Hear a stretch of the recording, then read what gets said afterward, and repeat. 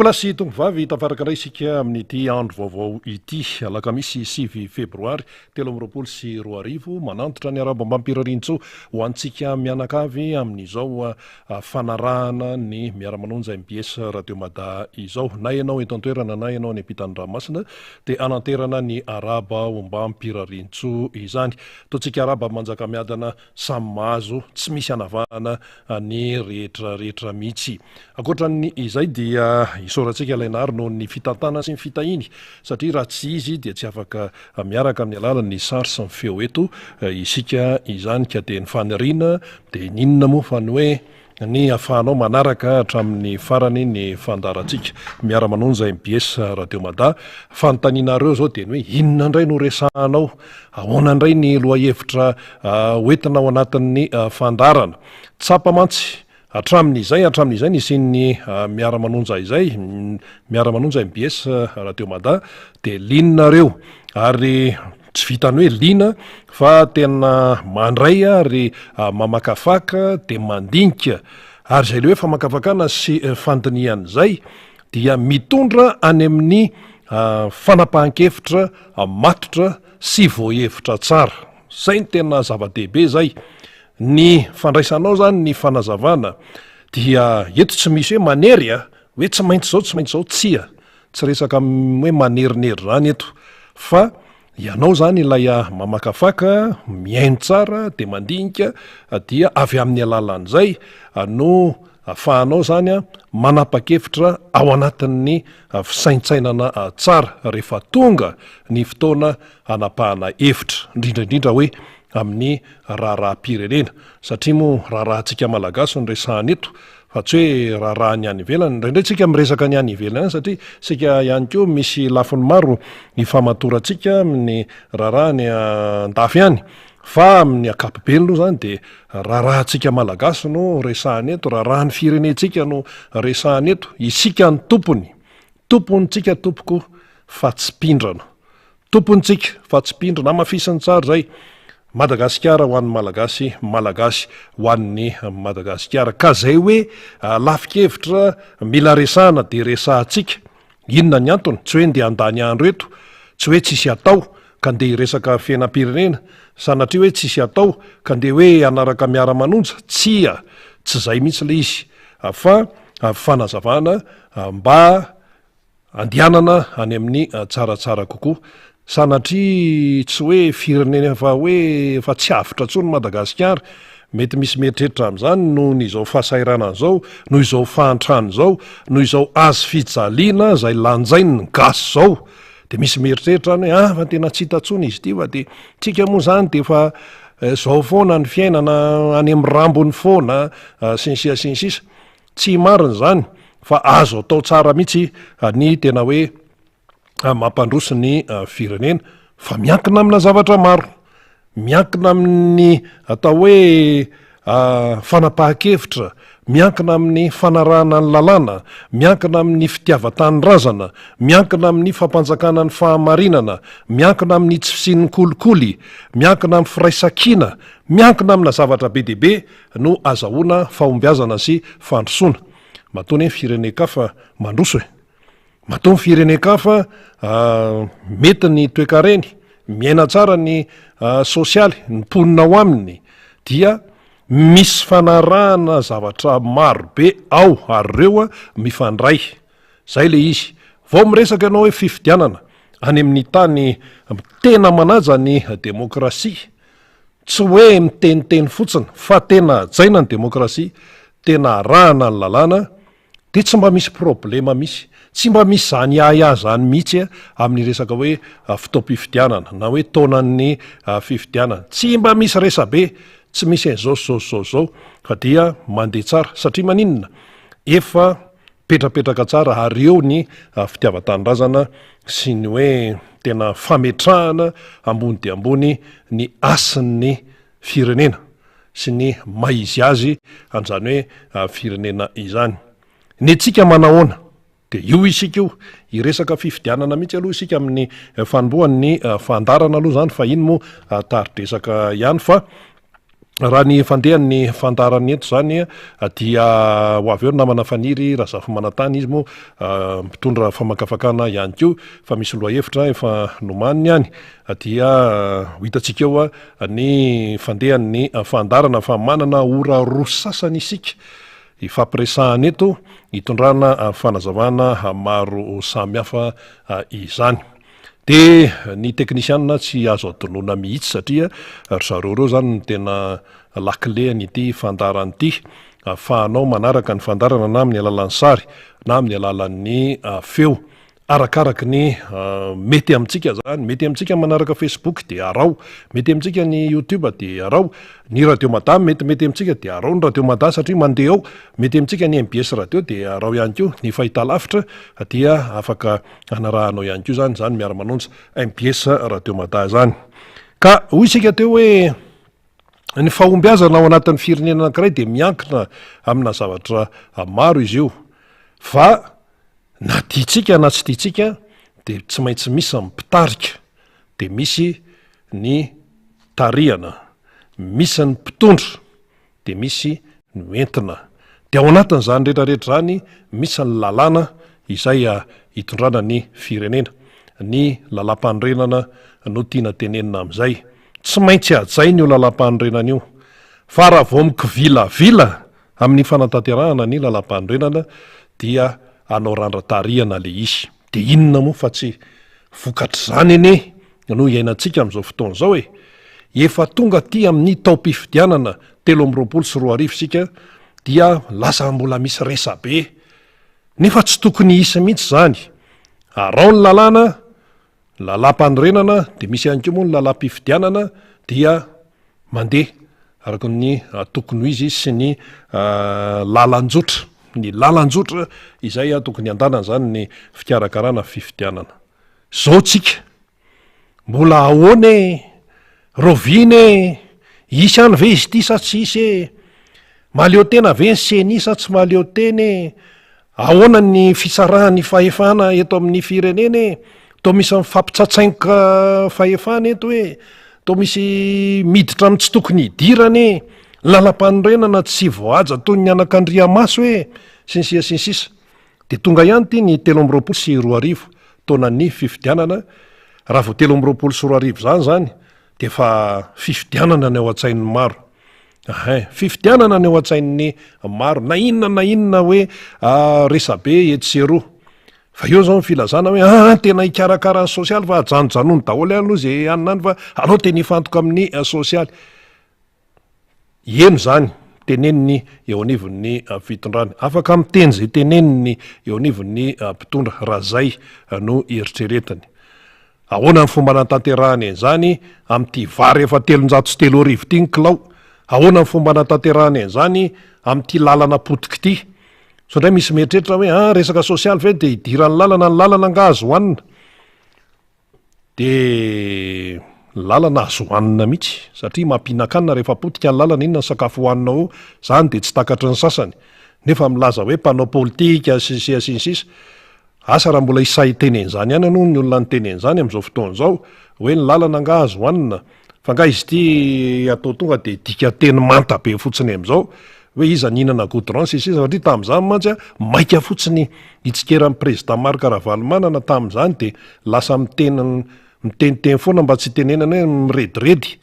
de lasa miteniteny foana, teny tsy voahevitra. Raha-pireneny zany tompoko de tena mila teny voahevitra sy teny voalanjalanja tsara, indrindrindrindra ianao hoe hiresaka amin'ny vahoakanao indrindrindrindra ianao hoe ifampiresaka na hoe ampita zavatra amin'ny piraitany razana. Rehefa vao miteny hoe piraitany razana de misy dikany koa zay, fa tsy hoe etiketi-po eo de miteniteny eo de de hoentina amin'io, nefa efa misy rindran-damina, inona zao ny teniny mpitona fanjakana hoe tena atao mafimafy kokoa ny fatoana ny sosialy aty amin'ny taona 2024. Fa nga moa tsy efa nisy teti-bolam-panjakana, nga moa tsy efa misy an'izany, laniny ny teny miera sy ny parlemanta de ino no tondro zotra arabola no hitondrana ny raharaha zany a de misy lalàna ihany ko de manaraka tsara ny rindran-damina fa tsy taitaitra de hoe alohalohany sosialy ny tena karakaraina de normal be ny olona raha miteny hoe ahoana karakarainao fa inona n natao aloha hatramin'izay fa inona n natao hatramin'izay no hoe zao vo hoe tena ifatoana ny sosialy ino moa zany a ohatra fotsiny fa miresam-pifidianana de tsotra fotsiny ny resaka tsy tokony isy olana mihitsy sy tsy tokony isy fiahiahina mihitsy ny resaka fifidianana atao inona ary io lalam-panorenana io atao inona ara ny lalam-pifidianana atao inona daholo ireo ratsa-mangaika isatsokajiny eto amin'ny firenena voakasika ny tontolo mpifidianana atao inona mahafantatra ny tokony ataony zany reny sambatra raha isan-karazany reny mahafantatra ny tokony ataony araka ny feran'ny lalàna fa tsy hoe hanao zay tiany eo koa izy akory io mantsy ohatrany hoe seni foana ny voateniteny de hoe ny asese foana no voateniteny fa hatrany amin'ny fokotany rehetrarehetra any fa nga ny asese no manao ny lisym-pifidianana ary amin'ny fokotany ery fa io zany samy manany ny andraikiny ka raha hoe any amin'ny sefy fokotany aty amin'ny seni any amin'ny panisy mpifidy sinsisa reny zany a ratsa-mangaika isan-karazana eto amin'ny firenena manana ny andraikiny amin'ity fikarakarana ny fifidianany ity zany hoe reny ratsa-mangaika isan-karazany reny zany miainga any amin'ny fokotany seni sinsisa hatrany amin'ny asese de ireo zany no ifatohan'ny sain'ny malagasy raha vo resaka hoe fifidianana tsy resaka olona mihitsy ny tenenana am'izany a fa resaka hoe rafitra sy fomba fiasa de mifantoka any am'ireo ratsa-mangaika isan-karazany mpikirakira manana ndraikitra amin'ny fikarakarana fifidianan'ireo a ny sain'ny malagasy iray manontolo tsy hoe malagasy mpifidy ihany fa ny malagasy iray manontolo na my malagasy tsy mifidy ara de manaraka ny fiainam-pirenena izy de mifantoka any am'ireo ny sain'ny rehetrarehetra ary ny tianao tenena am'izay de hoe voaraka amin'ny atsipiriany ve ny lalàna rehetra io mantsy misy miteny hoe lalàna lehibe lalàna madinika tsisy an'izany fa rehefa hoe lalàna zany mahakasika momba ny tsy de fiteny loatra koa mantsy le hoe mahakasika fa hoe ny lalàna momba ny tontolo ny fifidianana voaraka amin'ny atsipiriany sahahoana ny fampiarana azy ny tsika koa mantsy hoe zao ny lalàna zao ny lalàna na miresaky inona io na resaka inona hatrany amin'ny lalàna ny fifamoivozana fa ahoana le fampiarana an'le izy atao mipopoka be ery ohatra hoe ny resaka lalam-panorenana na de hoe nanaovana referendoma tamin'ny resaka karapokotany ara zany hoe ny zavatra nisy fa tsika aloha tsy andany andro am'izany fa io ny eo aloha dia manahoana ny fampiarana an'lay izy manahoana ny fampiarana an'le izy tsisy resaka didy jadona mihitsy zany na hoe resaka hoe botolo fa io ny lalàna de nao ampiarana ohatra hoe resaka lalam-panorenana misy idirany mifaningotra mantsy eo amin'ny aty amin'ny resaka fifidianana aty ajao amin'ny atsipiriany de samy teny ara ve ny rezima na ny fitondrana am'izao fotoana zao tompoko am'izao alakamisy 6 febroary 2024 zao fa nanaja amin'ny atsipiriany ny lalam-panorenana samy teny very zareo samy teny ve ianareo mpitondra fa nanaja amin'ny atsipiriany ny lalam-panorenana nanaja toy ny anak'Andriamaso zay le teny malagasy io le hoe toy ny anak'Andriamaso oany tena nofidiana mihitsy asa moa iza ny napiditra an'io hoe pailalana iza napailalana iza napiditra an'io teny hoe ajaina toy ny anak'Andriamaso ny lalam-panorenana tsy maintsy nisy olona manampaizana momba ny lalàna napiditra an'io hoe alao ty anak'Andriamaso ty ny teny ampiasaina tompoko ao anatin'ny faneken'ny filohan'ny repoblika rehefa manao serment manao fianianana izy fa tsy zavatra hafa fa tsy teny hafa fa hoe ajaina toy ny anak'Andriamaso rehefa tsy voaja ny anak'Andriamaso de jamba ianao zay ka rehefa tsy voaja rehefa tsy voakarakaranao tsara ny anak'Andriamaso io voamaso mantsy hoe tenena hoe maso de zay mahazatra antsika fa le anak'Andriamaso ny tena lakile rehefa potika ny anak'Andriamasonao de jamba ianao zay zany dikany hoe manaja toy ny anak'Andriamaso ny lalam-pandrenana mazava tsara zany a mazava tsara zany zany hoe rehefa tsy voaja toy ny anak'Andriamaso zany le lalam-pandrenana dia mandeha anjambany ny firenena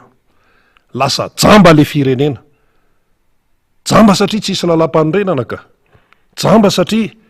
tsy voaja ilay izy ary ny tsy fanajana n'io lalam-pandrenana io toy ny anak'Andriamaso tsy ny vahoaka malagasy anie ny namorona an'io teny io tsy ny vahoaka malagasy ny namorona an'io teny io fa mipailalana zay nanao azy tany no nanao an'io hoe anaja toy ny anak'Andriamaso aloaloha tsika iverina mihitsy amin'le teny tsika mantsotra ny efa feno ny lohantsika reraky ny atim-piainana sy ny zavatra mitiraraha ty fa ndao iverenana mihitsy le rijany teny lay fehezany teny zay voalaza samy mahay mamaky teny daholo zany tsy mila hoe manampaizana be momba ny droit sinsisa hoe manana doctorat zao tsy de hoe mila an'zany loatra de mahatakatra ny tiana ho tenenina ao anatin'le izy hoe manaja toy ny anak'Andriamaso rehefa tsy ajaina toy ny anak'Andriamaso io de ataovy ny referendum de hoe asa atao hoe ohatra hoe iezaka anaja ny lalam-pandrenana hafa mihitsy ny dikan'zany mahiezaka arak'izay tratra amakiny anaja ny lalam-pandrenana hafa ny hevitra zay fa ity tsy zany tsy zany ty fa hoe anaja toy ny anak'Andriamaso ka aiza le anak'Andriamaso najaina teo ary aiza le anak'Andriamaso tena hoe tena lizy mantsy afaka natao hoe mihinina fa anaja ny lalam-pandrenana fa naninona ary le anak'Andriamaso no nasisika tao naninona le teny hoe anak'Andriamaso no nasisika tao hoe anaja toy ny anak'Andriamaso ny lalam-pandrenana de mipetraka amin'ny fanontaniana ary amin'izao hoe 2023 izao zay raha ny calendrier de hoe anatanterahana fifidianana ho avy eo mantsy tsika hoe tena atreto aloha najainareo toy ny anak'Andriamaso ve ny lalam-pandrenana zay ny aty amin'ny mpanohatra no ny teny hoe tena tsy voaja mihitsy ary izy ara tsy zay mihitsy tsy zay akory ny teny nampiasaina fa hoe voahitsakitsaka verimberina foana zany teny zany voahitsakitsaka ny lalam-pandrenana voahitsakitsaka lalam-pandrenana zao hoe tena aiza ny fisarahan'ny fahefahany sinsisa ahoana ny fifidianany zao mantsy resaka fifidianana filoham-pirenena de ohatran'ny mirona ny dolo ny saitsika menakavy fa hatramin'izao nga mbola nisy fifidianana chef de région fifidianana zany hatramin'izao mbola misy commune tsy manana be ny tanàna fa mbola be ny tanàna lany daty no mitatanao de ahoana moa zany ny fikirakirana ny vola am'zany de raha ty amy resaka gouvernorat zany tsy miresaka olona mihitsy eto fa le système zany no resahana reo resaka tia hoe gouvernorat manao ny asan'ny lehibe amin'ny faritra ny tenenina ry nefa mazava tsara de voaja toy ny anak'Andriamaso zany zay zavatra zay tsy voaja toy ny anak'Andriamaso satria ny fanontaniana fotsiny anankiray de hoe ahoana moa zany lalàna inona moa zany no mitondra ny fampiasana ny vola sy ny fikirakirana vola eo anivon'ny faritra raha toa ka gouverneur le eo zany satria voalaza mantsy tamin'ireny any anatina conseil de ministre fa hoe manao asa vonjomaika zay mihitsy le teny hoe vonjomaika le asan'ny gouverneur sy ohatran'izay ka vonjomaika akamin'roviana fantatray koa ne ny dikany hoe vonjomaika fantatsika ne ny fantatrao ihany koa ny dikany hoe vonjomaika dikan'izany hoe vonjomaika zany tompoko dia tsy fotoana maharitra fa fotoana voafetra fotoana fohy eo koa raha samy manany définition hoe inona ny sasany amin'ny atao hoe fotoana fohy ny sasany fotoana fohy asa tsy fantako ray volana ny sasany roa volana ny sasany 10 volana fa aty de hoe vonjomaika fotsiny sao de averiny sasany fa tsy mahay teny malagasy raha ny malagasy na ny any ambanivohatra any raha mahafantatra ny dikany teny malagasy tompoko fa tsy hoe mpambolianana sy piopokososy anany izy de tsy fantany hevitra zany fantany ny hevitra zany fa vonjy maika intérim zany foana nitondrana n'ity fireneny ity intérim matsika vonjy maika atsika inona ny raha andeha am'zany tsisy raha mandeha mihitsy satria ny fanapaha-kevitra raisina ao anatin'ny resaka hoe vonjy maika de tsy hitovy mihitsy amin'ny fanapaha-kevitra amin'ny hoe tena feno zany ary any amin'ny gouvernoura any eny gouvernoura ny tendreny de any amin'ny président ny république izy manao compte rendu any izy manao tatitra de vorina ny avoloha efa nisy an'izany de izy de nisy tenena mihitsy hoe misy fotoana zany de hoe zay gouvernoura tsy mamely eo de efa mieritreretra fa mety hoe sorona sy ny sisa ka le nametrahana an'le olona mihitsy tsy araky ny lalàna tena izy tsy araky ny lalam-panorenana de hitatsika am'izany fa miteraka zavatra be dehibe zany ny tsy fanajana araka tokony toy ny anak'Andriamaso an'lay lalàna mbola misy lalam-pifidianana ihany ko ao de zao raha ny fanontaniana maninona ny datim-pifidianana mbola tsy mivoaka foana hatramin'izao maninona ny datim-pifidianana mbola tsy mivoaka foana hatramin'izao sa ve hoe ahenao n'ity miara-manonjy eto amin'ny MBS radio Madaty indray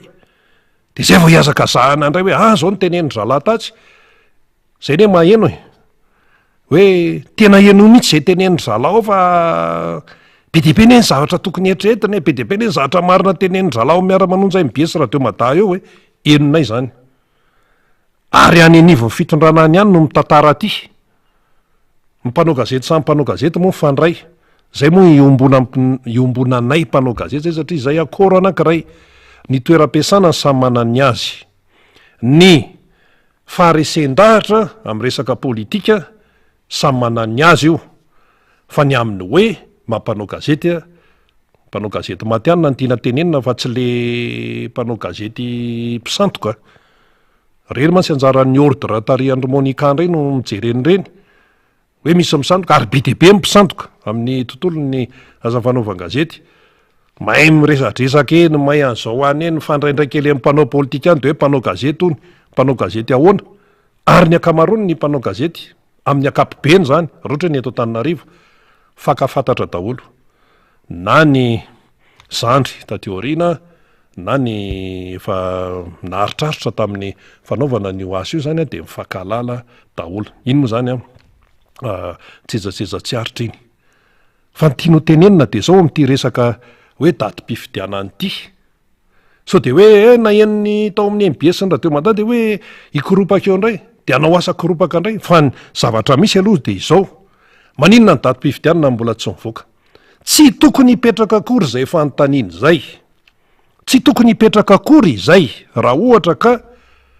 narahana amin'ny Tsipriana sy ajaina toy ny anak'Andriamaso ny lalàna manodidina an'izany zay fotsiny le izy aka ohatra mantsy tsika mba azahoantsika azy tsara zany aka ohatra tsika fanaotsika mantsy hoe maka ohatra amin'ny anivelany de am'izay zany mazava tsara amintsika le fipetraka le raharaha hoy tsika teo hoe tsy tokony hisy olana mihitsy ny resaka datim-pifidianana zany fa hoe itya ny lalàna zany de io no arahana so de averinareo fa tsy mahay manisa ary zay zany le fanontaniana raha miteny hoe zay io le vahoaka malagasy ny tiako tenenina am'zany so de averinareo na so de averin'ny sasany tsy mahay manisa ary ny vahoaka malagasy 2019 de isao de aty amin'ny tonga aty amin'ny 2023 zay ny mahatonga ntsika rehetrarehetra hoe 2023 zany taonan'ny fifidianana filoham-pirenena fa fifidianana rovina ny daty exactement rovina zao efa 6 febroary 2024 mbola tsy mivoaka mbola tsisy malagasy mahafantatra an'izany daty zany mbola tsisy rovina le daty de ndearytsika aka ohatra anankiray ohatra zany raisitsika ny fifidianana filohan'ny repoblika mihitsy ohatra ny ao Frantsa tsika mantsy tia an'ity le mijery ny ao a Frantsa ity tsika kokoa moa zanatany frantsay sy ny siasinsisa ny lalàna eto amintsika mbola be deaibe no nalaina tamin'ny lalàna tany a frantsa tany tsy zany mamorona n'izany eto fa ny pay lalàna sur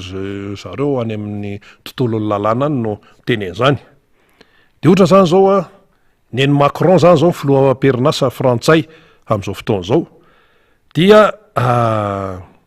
lany izy tamin'ny 17 sy 20 de nendra hoe quinquennat dikany hoe quinquennat de hoe miasa 5 taona quinquennat 5 taona zany de ny premier quinquennat zany 5 taona nesan'ny Emmanuel Macron voalohany de 14 mai 2017 4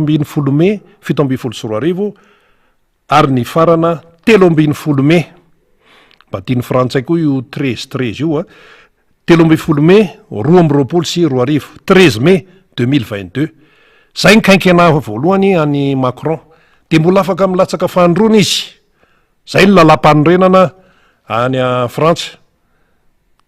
fa izy tsy mahazo milatsaka fanontelo ntsony raha mbola lany eo de nandeha indray ny second quinquennat zany de mbola lany any moa zany Macron de nanomboka ny 14 nanomboka ny 7 mai nanomboka ny 7 mai 17 sy 20 7 mai 2017 zany le fotoam-piasany ny 7 mai zany 2017 zany ny élection tam'le nalany ny Macron zany zay no izy tamin'ny 7 mai 17 sy 20 zany de nandeha le fotoana zany izy zany zao mbola ao anatin'ny deuxième quinquennat zany satria lany fandrona izy rehefa tambatra zany de 10 taona zany ny tantanan'ny Macron zany amin'ny Frantsa zay zany ohatr'izay zany le fanitsantsika azy ataontsika hoe tonga dia mahitsy zany ao anatin'izay rehetrarehetra izay dia amin'ity le hoe 5 taona faharoa amin'ny Macron ty zany nendry zareo nanomboka ny asa zany Macron ny 14 mai 20 sy 20 14 mai 2022 de rovina zany mifarana ny fotoam-piasan'ny Macron zany amin'ny 13 mai 2027 zay amin'ny 13 mai 2027 zany hoe amin'ny 2027 zany de isy daty ipotra eo tsy taraiky be ohatry ny aty fa rehefa manangasanga zany tonga ny 2027 de efa makomana andray ny état-major politique any Frantsa any sinsisa fa hiatrika fifidianana filoham-pirenena indray ny frantsay Macron tsy mahazo milatsaka tsony fa efa mahakaina ary amin'ny sisiny ery am'izay fa dia olo-kafa indray ny eo na ny tsy fantatra indray zay atolotry ny atoko misy azy eo zay zany nen'olona de efa fantatra le izy hatramina hoe daty fanaovana fianianana sinsisa efa fantatra zany miresaka hoe ahoana moa ty fifidianana filoham-pirenena ty ny any Frantsa zany scrutin uninominal io moa teny fampiasa io amin'ny resaka fifidianana uninominal majoritaire 2 tours de ahoana mode de scrutin suffrage universel direct inona fa tsy ohatran'ny eto amintsika mihitsy zany suffrage universel direct de zay neny natonga an'le hoe raha tonga de mahazo ny niny ty ny atsasa-manila ny candidat ray tonga de premier tour de vita premier tour de mandresy zay neny natonga an'iny dia ohatran'izay zany ny fandehan'le izy nen'olona zany tonga de fantatra ny daty dridrandrindra hoe ny daty mpifidianana raha misy ny premier tour de ahoana ny deuxième tour fantatra fa tsy atao resaka hoe apotomoty sy ny ohatran'ny eto amintsika eto hatram'izao mbola tsy fantatra ihany zao mantsy vo mivoaka io daty mpifidianana io de efa mandeha ny compte à rebours zay le izy mandeha ny compte à rebours na ny anivon'ny atoko politika na ny anivona mouvement rehetrarehetra any naiza ny mpikarakara sinsisa satria mivoaka le daty ka voaka le daty zao ny daty mbola tsy fantatra de ny azo atao aloha zany de ny aty amin'nytiako Madagasikara ny aty amin'ny RMDM ny aty amin'ny mpiarady mpanoana ny président Marc Ravalomanana de efa manao ny andraikiny izy aty amin'ny resaka lisym-pifidianana aty amin'ny soratiny anarana aromaso zany ny tena hoe andraikitry ny atoko zany fa tsy miandro fotsiny fa tsy mitsikera fotsiny misy mitemantsy hoe nareo mitsikera fotsiny aiza zay mitsikera fotsiny hoe mitsikera tsy maintsy mandeha rehefa misy ny zavatra tsy mety fa ny andraikitra raisina ihany koa de raisina ny andraikitra tandrify tena tandrify zany eo moa ny resaka hoe any amin'ny nivon'ny atoko ny fikarakarahana ny stratégie sy ny sisa zany normal be zany fa ny atsika mantsy mamaika atsika de hoe ilatsaka ho ny anina sa tsy ilatsaka ianona ohatrany manao endrikendriky ny ilatsaka ianona ohatrany siny ve de ilatsaka zay mamaika atsika rehefa miraharaha ohatrany tony kanefa tsy tokony izay aloha ny voalohany fa hoe ny fandraisana andraikitra mihitsy amin'ny andraikitra zay sazanao zany amin'izay resaka tontolo-pifidianan'izay de raha vao mivoaka io datim-pifidianana io de efa mandeha amin'izay ny compte à rebours azakazaka be sy ny sy ny sisa ho an'ny eto amintsika zany io tiana tenenina io fa hatramin'izao le izy mbola tsy fantatra ihany de rehefa tsy fantatra le izy fa ny fotoam-piasana farany fiafarany ny fotoam-piasany ny filoha-pirenena fotoam-piasan'ny Andry Rajoelina filoha-pirenena iny fantatra iny fantatra iny satria iny voalaza iny anga afaka ovana atreto aloha zay ny lalàna ka de eo mantsy le hoe rehefa inona ny lalàna zany de tsy azo elana mihitsy fa rehefa inona ny lalàna lalam-pandrena lalam-pifidianana de azo idivirana kely zay aloha zany atreto rehefa tapitreto ny fotoam-piasana de tapitra de eo moa zany mbola misy pitsopitso be de be raha mbola te hilatsaka le filoha-perinasa de tsy maintsy mametra-pialana raha tsy hilatsaka tsony izy de mbola manohy ny asany eo izy mandra-batonga ny famindra-pahefana am'izay filohalany eo zay ny azavaitsika kapobe nohatra zay le izy mba hahafahantsika zany mahazo tsara n'le fipetraky le raharaha le izy anie tsy sarotra tena tsy sarotra mihitsy ny zavatra io rehefa tena jerenao tsy sarotra fa ny Frantsa ve ianao no hoe anaovanao zavatra ohatra eto Madagasikara ohatran'izao ny anazy ara resaka hoe tontolon'ny retirety fen'olo leny amin'ny arabe midina an-dalambe ny frantsay hatramin'izao mbola hoahoahoa be androany to hidina an-dalambe indray ty resaka fisotrondronono taona fandanana misotro ronono sinsy sisa ny any amin'ny assemblée nationale lany de hevitra be totondro sisany tsy misy any amin'ny antemera-pirenena frantsay fa tonga de tsisy akitsitsy io na lehilahy na vehivavy zany misy député lehilahy misy député vehivavy samy manany ny atokony samy manany teneniny amin'io resaka hoe réforme io be de be ny frantsay tsy levo mivavon'ny frantsay le hoe réforme zany ny endry zareo zany de raha ohatra ve amin'ny resaka tontolo-pifidianana no atao ohatra ny eto Madagasikara tsika miteny zao iainantsika am'izao ny any Frantsa sy ny any ananina any tsy fankahitana any fa ny atsika moa zany io rehefa jerena nefa le atsika tsy tokony ho sarotra mihitsy inona no mahasarotra an'io raha mandeha amin'ny lala mahitsy ianao zany manaja ny lalàna fa matotsy zay le izy dia alao tsoriny misy matahotra fifidiananao tonga de zay ina le tiana tenenina am'izay le fifidianana madio sy mangarara tsy misy alatra misy matahotra an'izany satria sode raha vao atao an'izany de sode nefa tsy tokony ho zany le izy arao fotsiny lalàna de sasany milaza tsy antaniny no mifietsiny sy ny zavatra ampanaoviny olona sy ny zavatra voiziny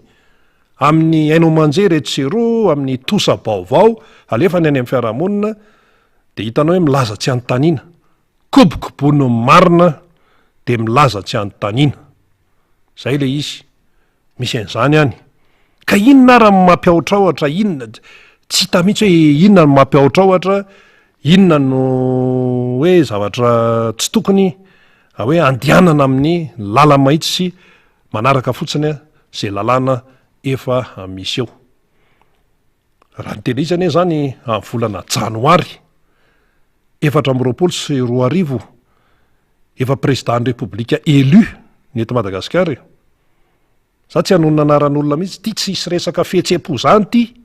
so ndray hoe aka tonga de zaozao foto-kevitra nyresantsika eto am' janvier 2024 efa président élu zany no eo raha ny calendrier tsisy mamorona eto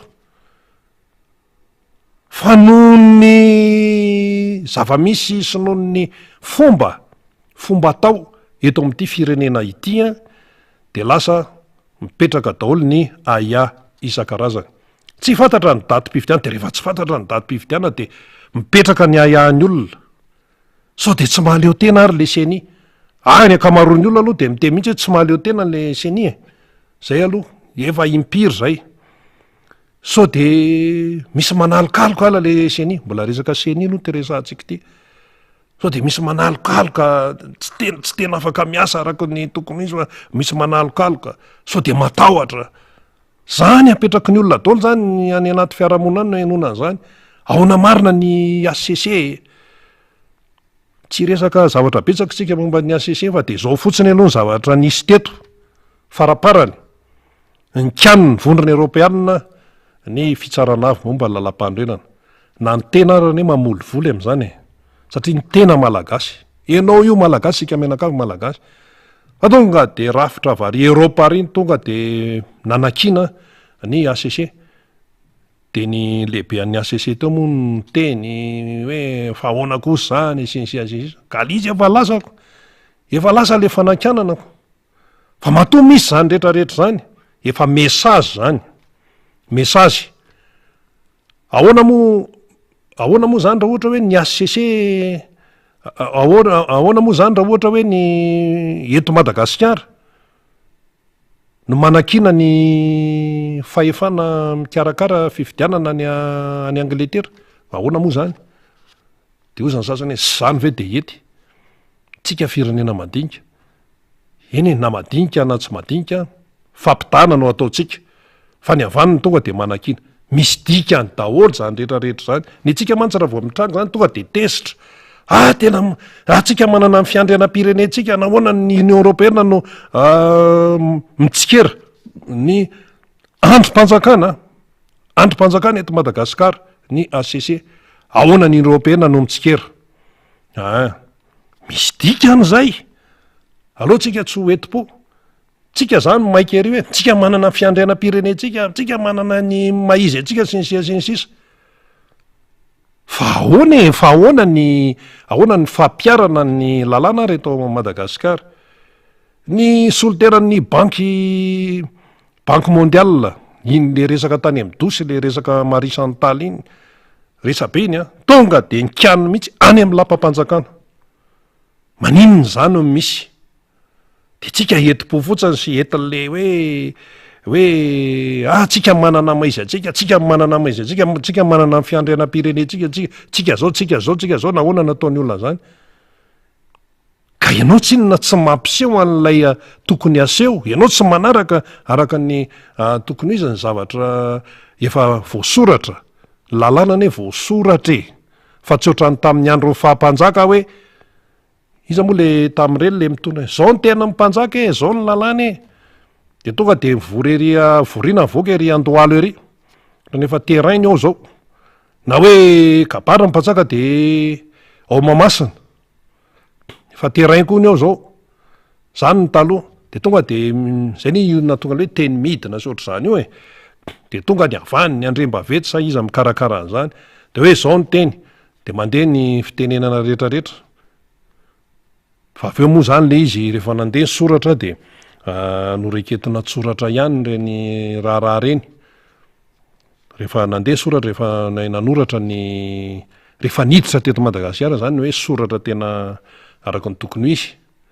fa itony lalàna tony voasoratra ka inona ara no anoratanana io rehefa tsy arahana zay zany le tiatsika tenena hoe ajao fotsiny le lalàna de vita fa rehefa tsy zay rehefa tsy mivoaka ny datim-pifidianana aloha hatramin'izao itenenana zao aloha asa ndray zao raha pitso nahoana indray na raha afaka pitso de ahoana io fa gaga hatramin'ny any ivelany any nisy mpanao gazety zay tsina mifandray foana amina mpanao gazety namana ny ivelany any ny eto toerana ihany ko tsika moa zany efa mahafantatra ny eto hoe ahoana zany fifidianana any aminareo any diaspora koa manontany ahoana ihany ty fifidianana any amin'ny tanàny ty motsy ny fiteny-dralany andafy any ahoana ihany ty any amin'ny tanàny ty ahoana ny any dago any nareo zao mpanao gazety tenanay zany iteneny nareo zao mpanao gazety mahafantatra an'izany hoe rovina ny tany tsy fantatro zany oa tsy fantatro zany za tsy mahalala an'izany mihitsy fa rehefa mivoaka io a de samy mahalala isika mianakavy hoe zao zany ny fandehany io ary izy tsy mivoaka de lasa mipetraka dolo ny aya isan-karazany zany mipetraka hoe misy manindritsindry ve ny rafitra mpikarakara fifidianany tena mahaleo tena marina very zareo hoe akamaroany aloha de miteny tsy mahaleo teny zany reo tsy resaka olona ho any teneniny eto fa le rafitra mihitsy na ny fomba na ny endrena azy arany de fa ozy ny olona tsy manahirana be de hoe ahoana de inona ary natao manoloana an'izany rehetrarehetra zany fa io koa zany na raha hoe resaka olona zany andeha raha hosoloana koa ny ao anatin'ny seni ao ny ACC hosoloana fa raha hosoloana impireo koa ary io fa rehefa ty amin'ny tompon'ny fahefana iza ny tompon'ny fahefana ny vahoaka malagasy no tsy taitra variana reraka amin'ny adi-piainana zay mbola mitady vola zay mbola mivarotra zay ndeha anjono de inona moa zany no vokatra hiteo inona ny eo ihany ny eo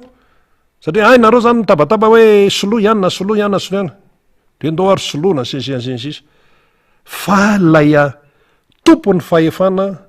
no mila mampiasa n'lay fahefana inona moa zany ny fahefana hoe an'ny olo-pirenena eo ny fanaraha-maso ny fahamailona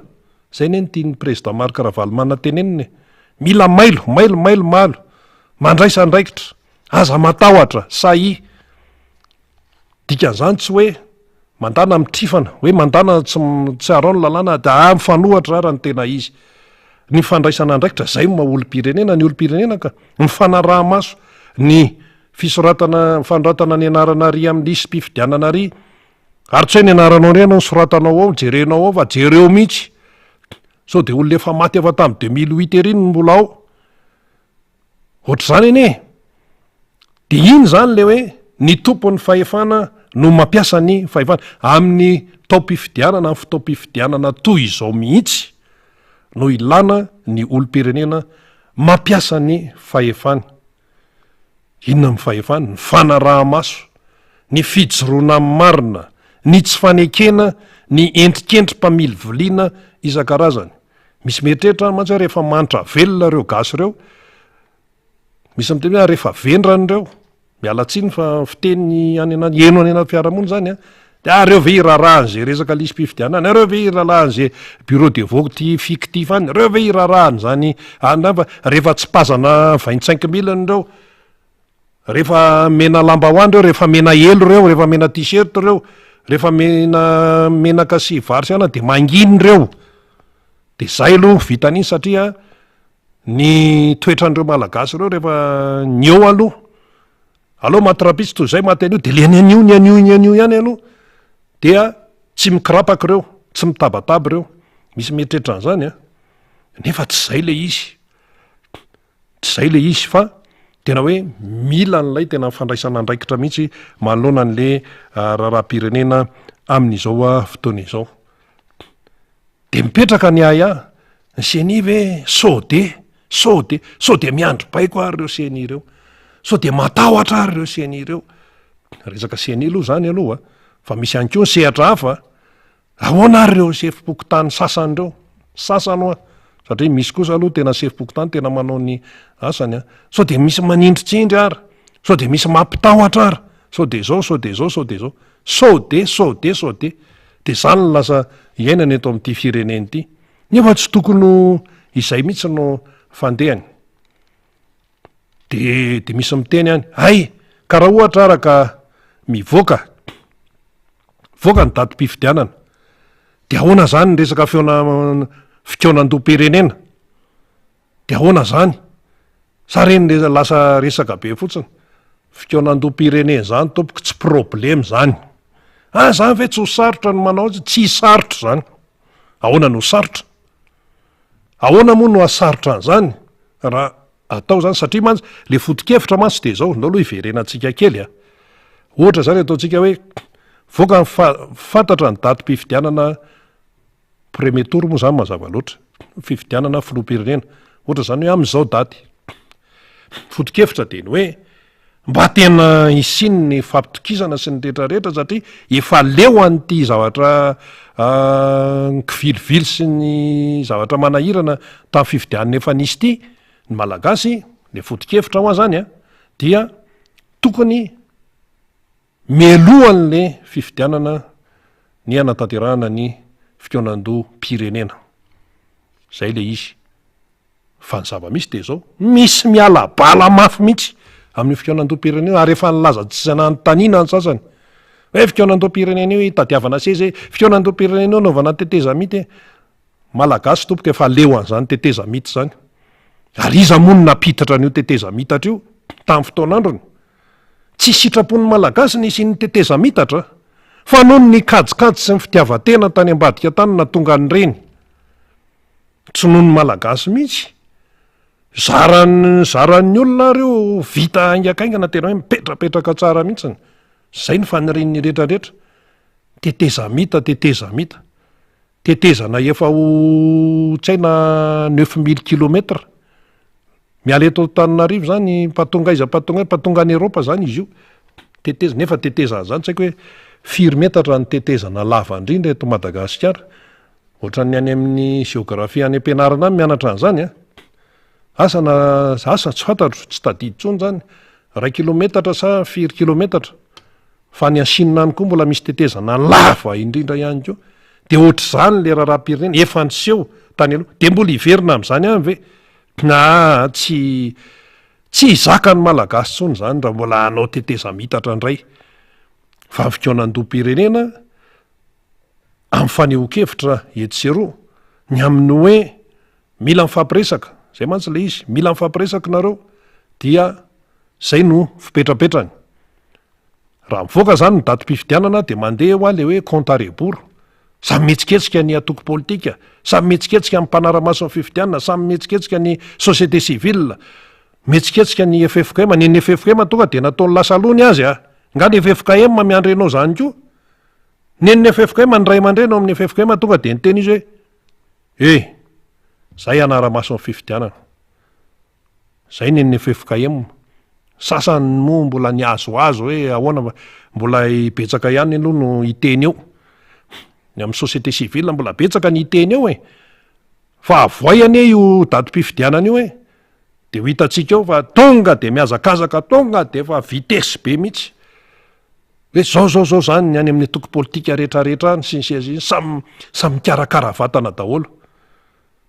fa ohatran'ny efa hitahita taratra any hoe maninona moa no ohatra milona be ohatra an'izao le famoahana ny daty mpifidianana ohatran'ny efa misy fotoana ohatra milavolefina ny CNI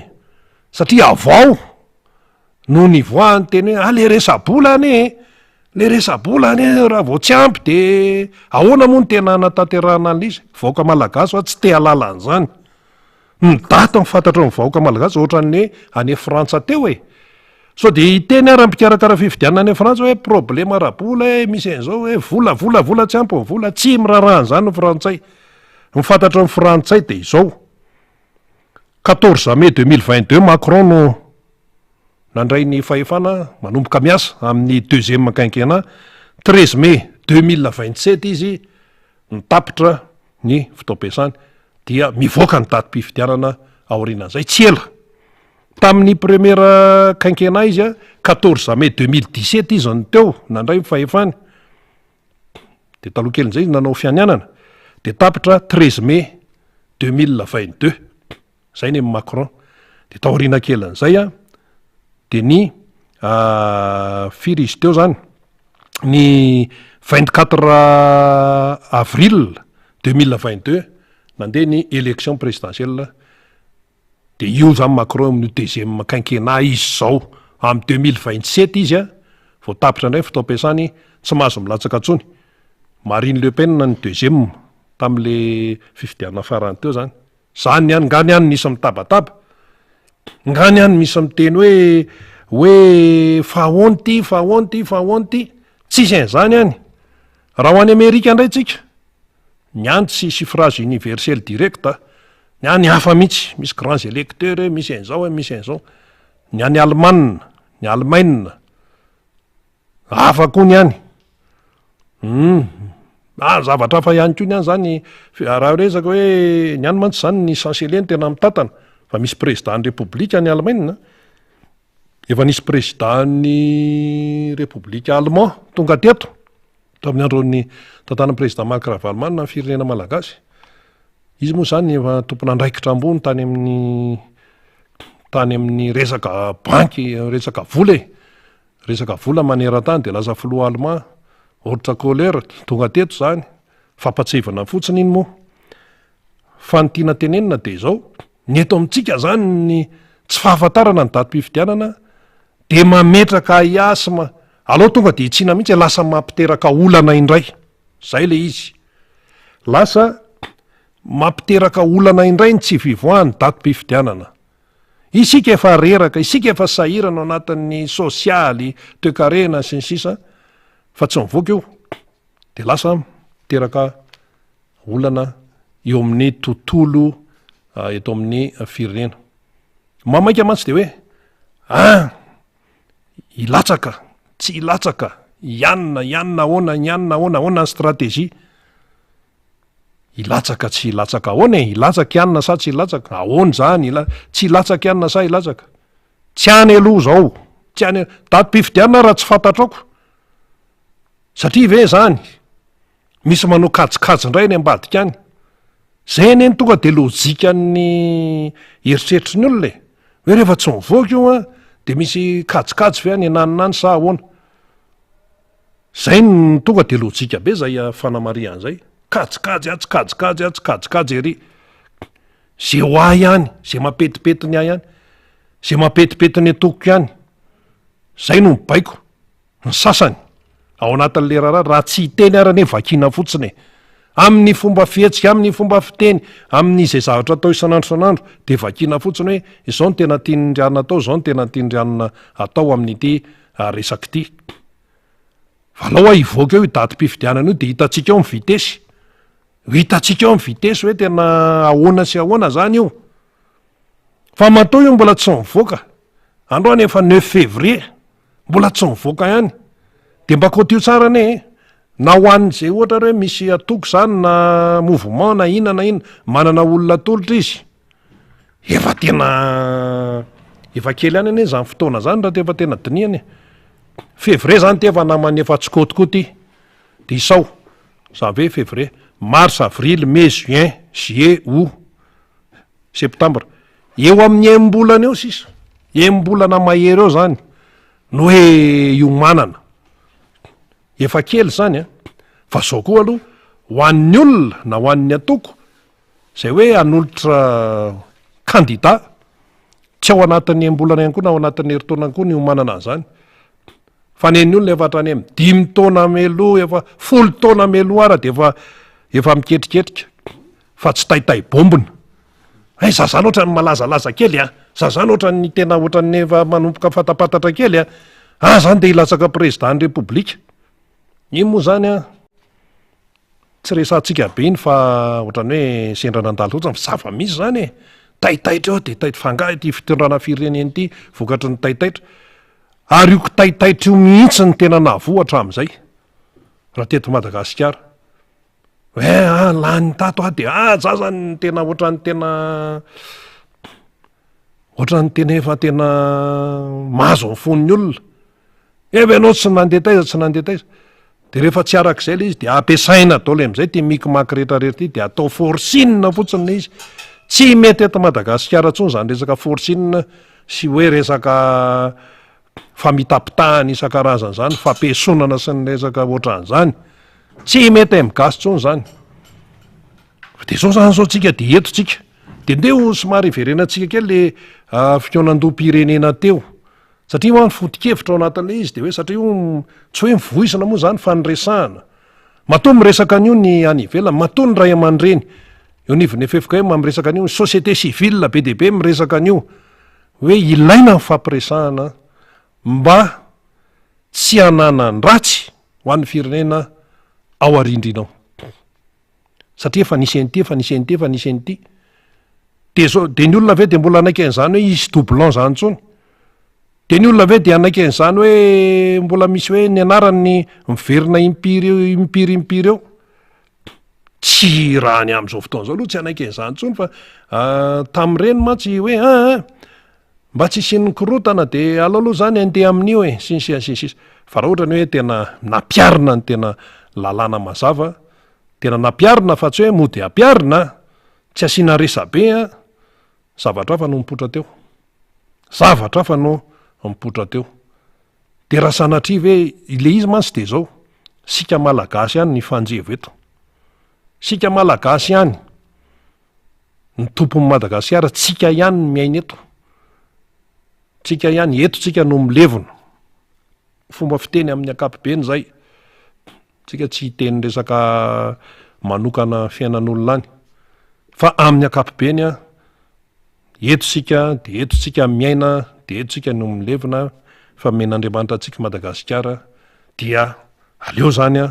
mandeha amin'ny tena lala mahitsy manaraka ny lalàna tsara fa raha ohatra ka ohatran'izao ahoana moa zany ny tena ipetrahan'ny tena fampitokisana aloha zany am'izao zavatra misy zao aloha hoe karakara fifidianana ahoana ny ipetrahan'ny fampitokisana mipanohatra aloha zany de efa tsy atoko mihitsy ny zay hoe am'ratsa mangaika mpikarakarana ny fifidianana seny aloha zany de efa tsy matoky zany ny aty ampanohatra de ny asese koa lasa voantonontonona daholy hatrany amin'ny sefokotany zay tena tsy matoky an'le sefokotany eo fa izy raha ohatran'zao raha vao hoe mpanohana ny fatany hoe mpanohana ny président Marc Ravalomanana de anaovany atso-jay sinsisa hita am'le zavatra ataony zany zao zay tsy hanonona toerana eto fa eno zany zavatra zany de lasa tsy fantatra tsony fa am'izay fotoana zay mantsy ny vahoaka malagasy ndray zany no lasa otazy lasa takalonaina manoloana nylay tsy firindrana sy tsy fandehanana araka ny tokony izy amin'ity resaka fifidianana ity so ny sasa mieritreritra hoe zay datim-pifidianana koa ve de ampisy problema misy mihitsy mampisy problema mihitsy ny tsy fivoahana io satria misy fiatraikany io zany amin'ny fandehanan-draharaha mihitsy eto amin'ny firenena misy fiatraikany any amin'ny atoko misy fiatraikany amin'ny fiainam-bahoaka misy fiatraikany amin'ny resaka administration eto amin'ny firenena ahoana ny tsisy fiatraikany miteny ho azy anie ny zava-misy miteny ho azy ny zava-misy vonjomaika atsy intérim atsy mba tany sao daholo ara zao zay intérim tsy any amin'ny resaka hoe ministera ihany fa hatrany amin'ny direction isan-karazany ihany intérim atsy zay tsy hanonona ntsony fa efa be deaibe fa tsika mahafantatra tsara an'izany de miandrandra zany no vahoaka malagasy hoe alao rangaha andeha le fifidianana fa ato amin'le fikarakarana ny fifidianana vokatra lay tsy fisiny ny fampitokisana alao tsoriny efa rafany fampitokisana am'izao raha miresaka tontolo-pifidianana tsy ianina mipanohatra tsy matoky ny hoe mpanohana ny mpitondra ny mpanohana ny mpitondra tsy matoky ny mpanohatra raha raisina am'izay fotsiny satria zany fomba fijery samy hafa mihitsy ty tsy matoky an'ity ty tsy matoky an'ity dinona nkay no andeha am'izany de ho anelanelana eo zany ny hoe mpikarakara fifidianana lafo ny politika aloha le nyteneniko teo hoe ny atao mpanohatra tsy matoky ny atao mpitondra ny atao mpitondra tsy matoky mpanohatra tsy matoky mpitondra ino zany efa hita iny fa le mpikarakara fifidianana koa tsy atokisana koa de inona ny dikan'izay raha moka zany izy zay tompony andraikitrany ny datim-pifidianana de mba andravonana ny disadisa isan-karazany mba tsy hanana ny ratsy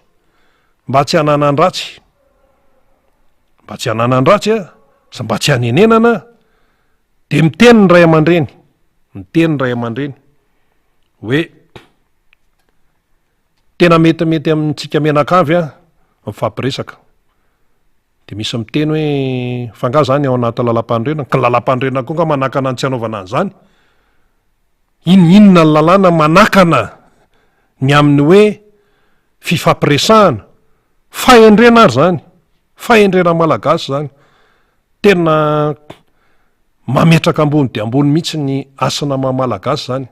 ary io mampiavaka atsika malagasy eo ny lalàna eo ny fampifezana isan-karazana fa ny fampiresahana ny fifampiresahana na inona na dialogue itenenana an'io na concertation nationale itenenana an'io mandeha mantsy le fotoana zay ny antondray iverimberenana am'izay de misy lanjany lehibe io a manana ny maizy azy io a no ninona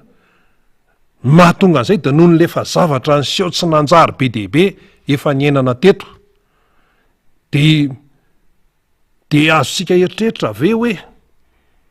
mbola ohatra hoe fanaovana hitsin-dalana ohatra nahazatra ihany ndeo atao eo efa hita zao hoe mampikorotana fiarahamonina ny ety ty resaka doublante iny ohatran'izao ny ateraka io efa nisy tompona andraikitra ambony tao am'seny tam'zany tompona andraikitra ambony tao am'seny tam'zany mihitsy no efa namaky-batsilana an'io efa zany ve ny zava-misy de mbola na de hoe fofopofony fotsiny fofopofony zavatra efa tsy nety tany mbola andeha atao am'izao de inona ny zavatra hita eto inona ny zavatra iseho eto manoloana an'izay manoloana mety hoe fitiavatena sy fitiavana kely sy fitiavana voninahitra sy ohatran'izany fitiavana tompontsoa manokana de zay ve no hoe anaovana sorona avoaka malagasy nefa ty zany efa mazava tsara hoe metimety aminareo metimety amintsika tsy hoe metimety fa tena mety ny fampiresahana io tsisy hoe andranina ihany na andrahanina ihany fa zay miteny any ambadika ihany hoe zay te hirosany amin'ny dialogue na ny fikonan-doha na inona de hoe mitady seza fomba fijeriny zany no izy iteneny zay teneniny ihany fomba fijeriny ihany zany fa nyrehetra koa akory tsy voatery hitovy amin'ny fomba fijery ohatran'izany fa ny manosika de hoe ny fitiavan-tanindrazana sy ny hoe ahoana no avin'reto taranak'ireto mba eritrereto tsara ane ty zany mba tena hisariana ny saitsika tsika olo-pirenena mihitsy zany resahana eto zay tsy resaka amin'ny tsy mety efa any am'mpanao politika mihitsy zany ty resaky ty fa ty amintsika olo-pirenena zao aloha ny fiainantsika zao izy zao mbola tsisy mbola tsisy ninina fa fiainana andavanandro ny ainantsika 330 ny kilao amin'ny vary ny resahana satria io moa zany ny foto-tsakafon'ny malagasy tsy resaka sakafo hafa efa misy 530 ny kilao amin'ny vary any ananonany araky ny message eto ny sasany efa 130 kilao amin'ny vary ny sasany efa mividy vary tapakapoaka manao négociation ampivarotra mbola izao aloha ny fiainantsika de raha zao ve ao arindrinao ve no misy crisena hoe poste électoral de ohatrina zany ny kilaon'io vary io ary ny am'izao fotoana zao raha mitoto io lasa 4 angamba ny efa rany io raha zao fandehan'izao satria maninona be de be ny lalana tapaka any ananiny fa ka ty resaka vidinetany ty vitany hoe mandeha midikidina kely etsy anosibetsana etsy amin'ny petite vitesse na etsy isotry de hoe ahoana ty vidinetanareo ty de ahoana ohatran'izao fa nisy any hoe fotoana nandeha ren'le mpijery vidinetana sy namandreny voatoraka ny voatabia masiso tao nisy ane zany enina itaty zany tantarainy mpivarotra tao zany efa sositra le olona de zao ny hoe fidangany vidim-piainana iainana am'izao fotoana zao de raha misy zavatra asoroana ve amin'ny tontolo-pifidianana de tsy ho atao raha misy zavatra asoroa aiza ny iainana eto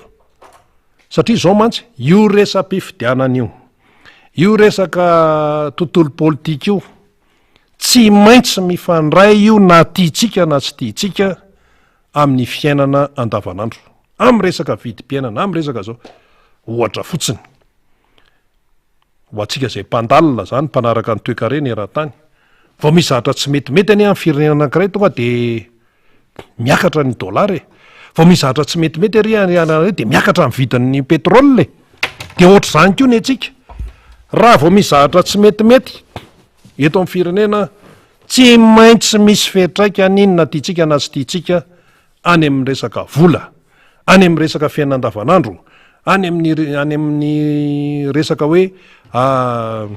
fifanakalozana sy ohatran'izany, any amin'ny resaka tontolo amin'ny fifanakalozana tsy maintsy misy fiatraikany na tiatsika na sy tiatsika. So tsika mieritreritra hoe raha raha-pifidianana zany rangava makaleo zany zany foana ny anareo zany foana zay zao notadiavanay vola iainanay no mamaika anay.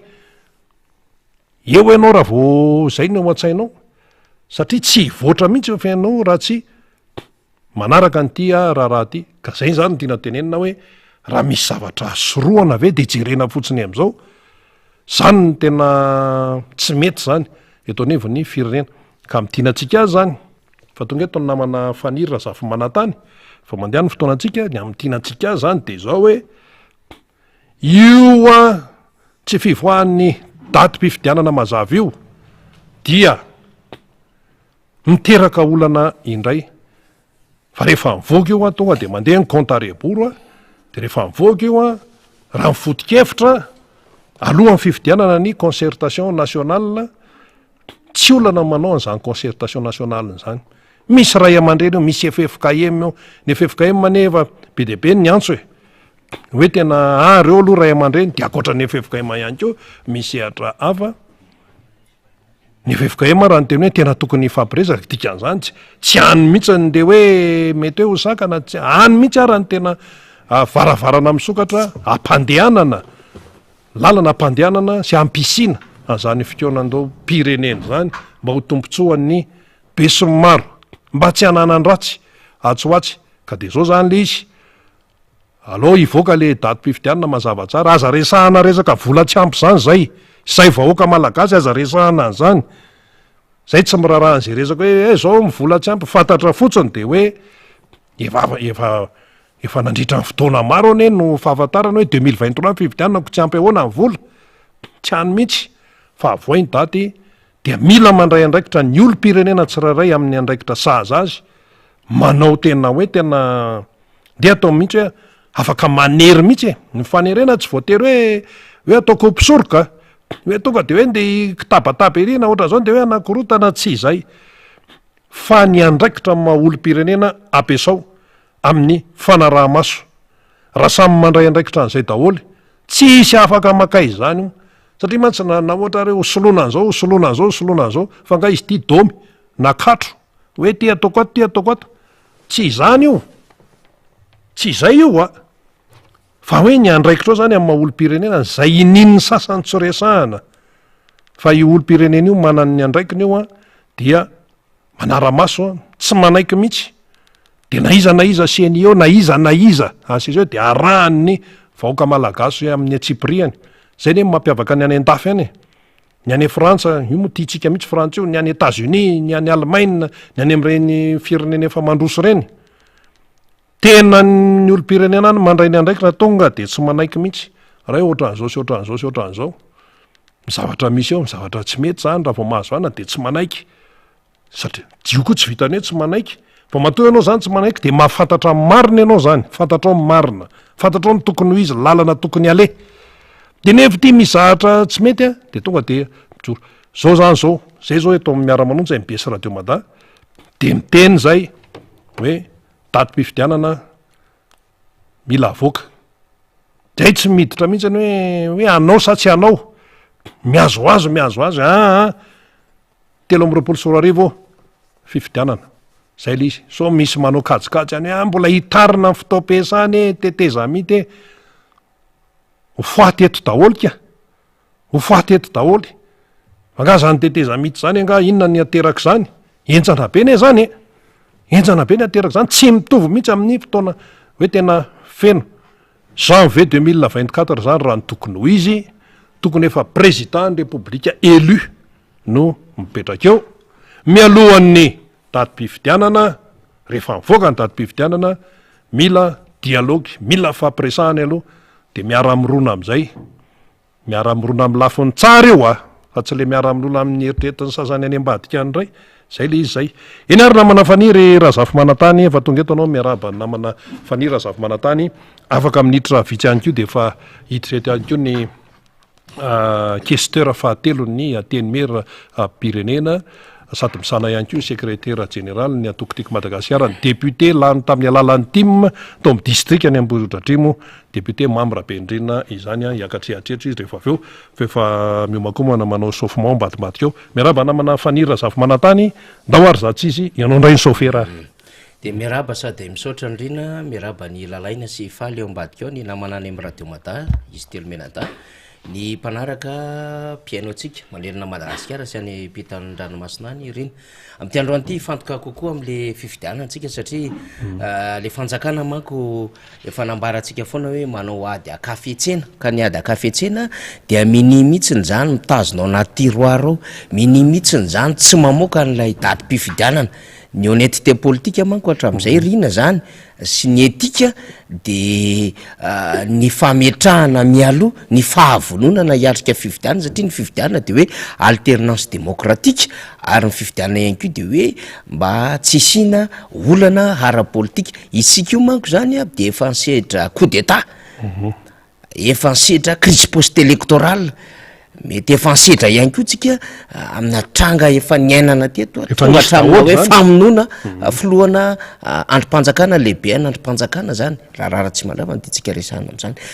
niverimberina teto amitsika ny crise cyclique nateraky ny hoe tsy bahoaka fa vokatry ny fahasorenana daholo zany de zay ny antony mahatonga atsika am'teny hoe efa tokony nakatsika lesona zahatra ny tranga rehetrarehetra fa tokony andamimano avytsika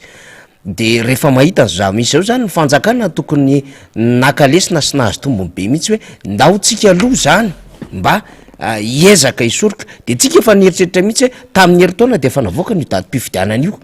satria tamin'ny 2019 volana janoary de efa nahafantatra ny fitondram-panjakana hoe hanao fifidianana 2023 dikan'izay zany heritaona mialohan'izay de efa samba nametraka an'izay fepetra hiatrehana fifidianana raha ohatra izy ka nilaza fa tena vonina hiatrika an'izany de zay ny antony mahatonga atsika tsy mitsahatra manao fanirena tahaky ny nanaovantsika fanirena hoe ataovy le refonty manao refonty amin'ny fomba kitotoa izy io fa tsy mampaninona atsika mamprisikula foana hoe soraty ny narana de nanao izy fa raha tsy niteny tsika tsy nanao re olo reo zavatra fa ny saika ataony mbola refonty amina formana révision annuelle ihany ary nataony tamin'ny faraparany zany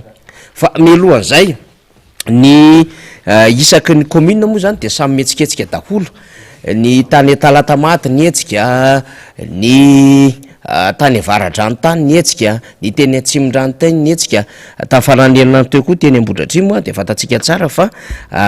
ny etsika ihany koa ny Comtim teny Ivato teny de rehefa nietsika ny Comtim teny Ivato dia fiaonandehibe mihitsiny sady mandefa sary ihany faly fa mbola latsaka eo zany le faneho-kevitra samihafa ohatra ny faneho-kevitry député Mamra Bendrina ny faneho-kevitry Cordo Jean Claude ny faneho-kevitry Fandrandrena Rasana zay Comtim ao anatin'zany commune Ivato zany de hitatsika amin'ny sary zao zany zao ry nga mika zao Mikael zay mpitarika ny tanora Ivato miaraka amin'ny Comtim sy ny jeune team Ivato zany hoe lay tiatsika aseho zany eto de lay fahavonona ny atokotiky Madagasikara ny misehatra rehetra ary na ny fomba aza nentina niaonana arak'izao hitatsika amin'ny sary zao de tena mba hafakely ary mampiseho le zava-dehibe le hoe convivialité, fraternité, solidarité zany rehetrarehetra zany zava-dehibe nandritra nyty fiaonan'ity zay natreha amin'ny politika indrindrandrindra moa zany nitarihan'ny député voafidy tao amin'ny district na Ambohidratrimo zany niaraka amin'ny vadiny zany ny titsika seho amin'ny sary zany de ny amin'ny hoe betsaka ny hetsika zay mandeha raha Madagasikara de samy manana ny fomba zany hanaovany an'le hoe fanetanana ametrahany an'lay hoe firaisakina sy le famondronana ny hery de ohatra ngezabe zao niseho tany Ivato zao satria nisy famononombo mihitsiny rehefa tonga moa député Mamra Bendrina de antanitsika kely fotsiny sationany zany fa zao zany ny jeune team Ivato raha afaka averin'ny faly vetivety iny de hitatsika na fitafy aza de mampiseho an'izay tena hoe fiavahany zay de anisan'ny hery lehibe zany satria rehefa mahita am'izao salataona ny ankizy zao a de manomboka eo mivalo ambiny folo taona sy manodidina am 20 taona eo reto ankizy reto mihitsy le mila resena lahatra zany mba hafantatra tsara no avy Madagasikara fa tsy ho voajono am'le resaka marketing politique sy le show politique etseroa fa manomboka mandray andraikitra zany de rehefa mahita an'izao satria zao moa zany tena tiatsika aseho mihitsy le am'le fomba fiasa satria ny jeune team ny femme team ny com team niaraka tamin'ny 10 team niarany sala tamin'ny tietsika lehibe tany Ivato tamin'ny lahatra teo tia de isika hoe tena zava-dehibe de hoenotsika vetivety mialohany idirany député Mamrabenidrina rehefa aveo ny fanehoan-kevitry fanorandrenandrasany izy moa zany a dia com team ao anatin' zany commune ny Ivato izany Ivato a de efa Ivato ngeza be satria tsaroantsika tsara taloha nisy hoe Ivato firaisana de nisy hoe Ivato aéroport de Ivato zany efa Ivato mitambatra izy am'izao fotoana zao de rehefa mitambatra hitantsika am'sary ny filohan'ny tanora Andriamato Mikana Mikaela zany a dia efa Ivato izy am'izao fotoana zao vavahadin'ny Madagasikara ka izay vavahadin'ny Madagasikara zay de mampiseho taratra amin'ny fomba zany fanosehana an'le fomba fanaovana politika mba ho tarafiny rehetra zany dia mampiseho ohatra lehibe am'izay hoe fomba fanehoana firaisan-kina zay ny vehivavy ny tanora ny comtime ka mendrika anaovantsika félicitation zany ny teny amin'ny district Anambohidratrimo commune Ivato zay nanao antietsika lehibe ty tamin'ny lahady lasa teo mbola hoantanitsika any député Mamrabenidrina fa enotsika aloha zany no fanehoan-kevitry fanorandrenandrasana zay anisany mpikarakara zany voavonana idiny lohana ao anatin'izany commune izany tietsika ty moa zany dia karakarainy eto amin'ny comtime Ivato fampiarabana tratry ny taona vaovao 2024 anisan'izay eto amin'ny team Ivato de efa mivonona trano zany amin'ny fameloma-masony antoko eto amin'ity commune Ivato ity efa mipetraka soma tsara zany ny ravitra ny tanora tiako Madagasikara io ihany koa vehivavy tiako Madagasikara ary izay de miara-miasa ihany koa amin'ny mpanolo-tsaina ny commune Ivato zay angadina nanana ihany koa sy ratsa mangaika am'izany atao hoe fameloma-masony antoko tiako Madagasikara eto Ivato izany any amin'ny fifidianana ho avy eo dia manatera sy miandrandra ny firotsahan'ny président Marc Ravalomanina izay inonay fa ho amboarany amin'ny fomba ofisialy rehefa tonga ny fotoana mamety izany ya zay moa zany ny fanireny ny eria Ivato zay de hitatsika am'izany mandeha fanorentsika mba anana an'izay ina moa zany fandraisana andraikitra fihetsiketsehana mitovy tatana zay ary mitovy fahavononana izay ho any amin'ny commune rehetra satria any amin'ny 17 000 latsaka kely io ny commune manerina Madagasikara ny hoe 7 sy ray alina ka raha miazakazaka mitovitovy am'izay daholo ny aliorantsika tratratsika vetivetiky ty fandehan-javatra ty de amin'ny fananerinandro zao koa ohatra alasora de etsiketsika mafy de mintsika fa iainga tsara ny fiaonana etsy amin'ny commune alasora fa ndao enotsika zany ny hoe hahoana ny fahitany birao politika ny timany hetsika tahaka izao sy ny toromarika tsara ho fantatra ny corridor kotondrina Jean-Claude Roger no mitondra an'izay amintsika zany ato anatiny ty fandarany ty misy no hitondrantsika zay mba ahafahantsika mitondra fanetanana satria efa mandeha aminatiny azakazaka mampiakatra aluritsika io dikan'izay zany samy matsaka hevitra sy matsaka lesona ao anatin'izay fandaran'izay tsika rehetrarehetra manoloana an'izay fanomanana ny fifidianana araka ny voalazany Andriamato député teo moa zany dia hatrany am-piandohana ny antoko tiako Madagasikara dia efa niteny ombieny fa anisany antoko vonona tanteraky ny akan'ny fahefana amin'ny alalan'ny fifidianana madio sy mangarahara ka izany indrindra ny antony nahatonga tany am-piandohana satria nanomboka tamin'ny fahavoalohany volana oktobra no nanomboa an'ilay fanisana ny mpifidy na ny refonty dia anisany andraikitra lehibe ny raisiny atoko tiako Madagasikara tamin'ny alalan'ny Marc Ravalomanana ny fanentanany ny olo-pirenena rehetra manana zo isoratra anara ao anatin'izany lesy mpifidianana zany mba hanatanteraka an'izay fisoratana zay satria zo fototry olon'ny pirenena manana zo amin'izany ny soratra anatin'ny lesy mpifidianana tsy nanafina ihany koa ny atoko tiako Madagasikara nametraky ny aya sy ny fepetra rehetrarehetra nametrahany hoe aoka mba ho fifidianana madio mangarahara sy ny kenibe sy ny maro no tanterahana amin'ity fifidianana manaraka ity de zay indrindra no nametrahana in'le hoe ametraka ihany koa zay lay andro maso miainga avy eny amin'ny fotony mihitsy na le comité de vigilance électorale izany rehetrarehetra zany de mba hialana am'izay mety tsy fahatombanana amin'ny fandrafetana ny lisy-pifidianana satria miantoka tanteraka an'izay fombiazan'ny fifidianana adio sy mangarahara zay ny mahatanteraka an'izay lisy-pifidianana madio zay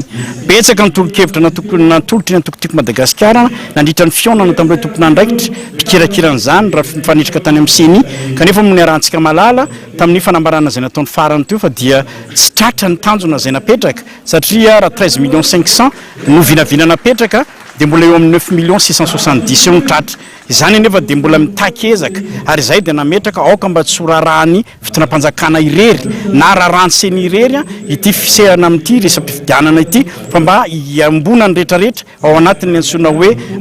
d'une manière inclusive ary zay ny mbola nantsonay foana ny isiny fikonan-drom-pirenena mba andiniana manokana sy ny amahanany zay olana rehetra mety sakatsakana tsatratrarana zay tanjony zay. Arany amarana antsika satria zava-dehibe reny manko zany misy toromarika ary misy fahavononana andray andraikitra zay hiatrika fifidianana ny tena tiatsika horavana le foto-kevitra le fanjakana tsy mamoaka daty de ny aminy hoe filazana sy fanapepona hatramin'izay am'izay fihetsehana nisy teto sy fanehoan-kevitra ary fijoroana nataon'ny mpanohatra indrindra ny solombavamboaka indrindra atao anatin'ireny reo vondrona toko politika samihafa ny amin'ny hoe mandrasa fifidianana aza manakorotana de efa nanambara tamin'izany fotoanan'izany ny tima sy ny mpanohatra indrindra ny de fanehoan-kevitra normal ao anatin'ny kilalao demokratika ny nataonay zay tsy mikendry fanakorotana ary tsy eritreritry ny anonga-mpanjakana fa andronay raha zay fifidianana fa rehefa tonga andreo le 3 zay eritreretina fanatanterahana fifidianana le fanjakana indray ny tsy vonona ary fatatsika vaovao miely samihafa ny amin'ny hoe miketriketrika tetezamita ny ao anaty fitondram-panjakana ary fatatsika vaovao maro samihafa ny amin'ny hoe zay efa mivoaka an-gazety ny hoe ndao hitarina roa taona ary de manao fionany tsiroa miketrika an'izany le fitondram-panjakana de hotsika hoe zay voalaza ny lalam-pandrenona ihany voalaza ny lalam-pandrenona ny texte no mitondra an'io ao anatin'ny cadre constitutionnel élection cette année amin'ity taona ity zay ny atsika no fatatsika dia famaranana ny am'izay fionana teny vato zay zany satria vavady Madagasikara isika ary nisy endrika angeza be le fionana teny vato tamin'ny lahady teo iny ary nampitana hafatra ny telo toko mahamasan'andro tao daholo na ny jeune team, ny femme team, ny com team zay natria amin'ny birao politika sy ny distima dia enotsika zany ny fanehoan-kevitra ny solombavamboaka mambrabe-ndrina hanomanantsika ny fidirana ihany koa eto amin'ny plateau amin'izao maraina izao. Mbola anatin'ny vanim-potoanan'ny taona vaovao tanteraka tsika izao amin'ny maha-olombelona eo amin'ny fiarahamonina dia mifampiaraba sy mifampirarisoa ary ao anatin'ny fianakaviam-ben'ny antoko tiako Madagasikara eto amin'ny district ny Ambohidratrimo sy amin'ny commune tsirairay avy dia misy ny fotoana natokana hifampiarabana toy izay efa natao teny faravohitra ihany koa fon'ny fampiaraba tamin'ny Front National ny antoko ka eto amin'ny commune Ivato anio no natanterahana ny fifampiarabana eo amin'ny sampikatroka eto amin'ny antoko timma eto amin'ny commune Ivato ary zay indrindra no atrehintsika androany mampiavaka ny amin'ity taona ity dia anatin'ny taona ny fifidianantsika zay no efa nambara ombieny ary ararotina ny fotoana sahala amin'izao hanohizana n'ilay fameloma maso fifanentanana ary fiomanana amin'izany fiatrehana ny taona ny fifidianana izany fameloma maso satria anisan'ny tanjona ray natrehan'ny antoko tiako Madagasikara eran'ny Madagasikara io fameloma maso io tao anatin'ny 3 taona farany ary hoy atao hoe ararotina izao fifampiarabana amin'ny taona 2024 taona ny fifidianana izao hanohizana an'izany fameloma maso izany hitserena ny zava-misy iainan'ny antoko aty amin'ny commune amahana ny olana raha misy ary iomanana hiatrehana ny fifidianana ny fampirariana soa hatratra somatsara n'izany fotoana rehetrarehetra zany sy azo ny fandresena mazava ho azy raha ny antoko tiako Madagasikara nge hoe antoko efa velona nandritra ny 20 taona zany hoe efa raha ny fiomanana araka ny voalazany folohan'ny komtima teo a anisan'ny tanjony atoko foana ny fakana ny fahefana mba hahafahana mivoisy mampiatra ny vinam-piarahamonina ary tao anatin'izay 20 taona zay dia tsy nitsahatra miomanao amin'izany ny antoko efa vonona ho ia teo satria fa fiainana andavanandro ny mpikambana amin'ny atoko fa ataoko hoe fampanarahana ny toetrandro fampidirana zay mety ho mpanohana sy ireo maniry hiditra ho mpikambana vaovao ary fifanentanana ao anatiny sy fametrahana mipaikady hoentina miatrika an'izany zay no atao amin'izao fotoana zao. Feno dia feno ny fanadihadiana zay nataontsika iny a sady isaona ihany koa fiara-miasa amina fahitalavitra miravavy izay nahazoantsika nampiasa ny sary ihany koa zany niafatra angeza be tiantsika mpitaina an'ireny amin'ny hoe ny letan'ny fiaonana ny endriky ny fampiraisana ho an'ireo tompona ndraikitra ratsantima eny anivon'ny commune samy hafa eny satria rehefa miresaka commune tsika dia misy fokotany maromaro misy quartier maromaro dia misy vehivavy eo misy tanora ao dia rehefa miaraka manao zavatra ohatrandreny zany mahavita zavatra angeza be ary tena hitantsika teo na ny endriky ny fikarakarana zay manko misy message daholo tiantsika mpitaina ny amin'ny hoe tena vonona le antoko tiako Madagasikara tena tsy somasoma izy amty dia zay ve no mahatonga le fitondram-panjakana hoe anano be reto tena etrony tena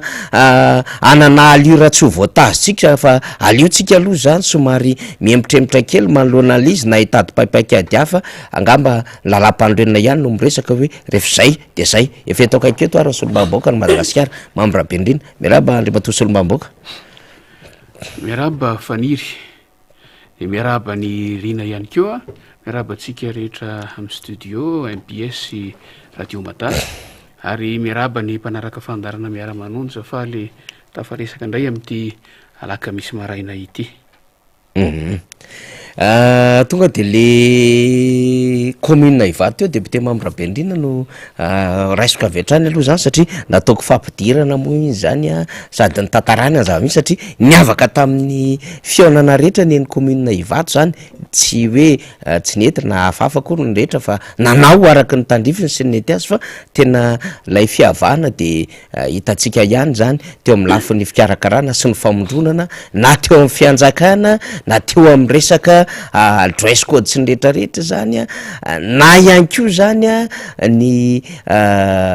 fandraisam-pitinenina sy le amin'ny lafin'ny fisokafana ary commune Ivato moa efa tsy ny lasa aloha maniry mafy ny ilatsaha filohan'ny repoblika Andriamatoa Marc Ravalomanana mety manana teny ambaranga amin'ny député Mambrabe indrindra tamin'ny tranga tamin'ny alahady iny. Reny fandaharam-potoana zany tranga reny dia tafiditra araka voalazako teo tafiditra ao anatin'ny fiainana andavanandro ny atoko satria tsy hoe taona 324 ihany nanaovana an'ireny fa ny commune tsirairay avy misy 420 ny commune amin'ny district eny Ambohidratrimo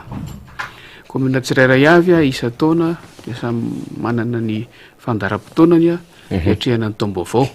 eo anivon'ny distim rehefa avy eo misy koa ny fandaharam-potoana iombonana ary santionany zany reny hitantsika ireny santionany zay nikarakarain'ny comtim ao Ivato na neona fa velona ny antoko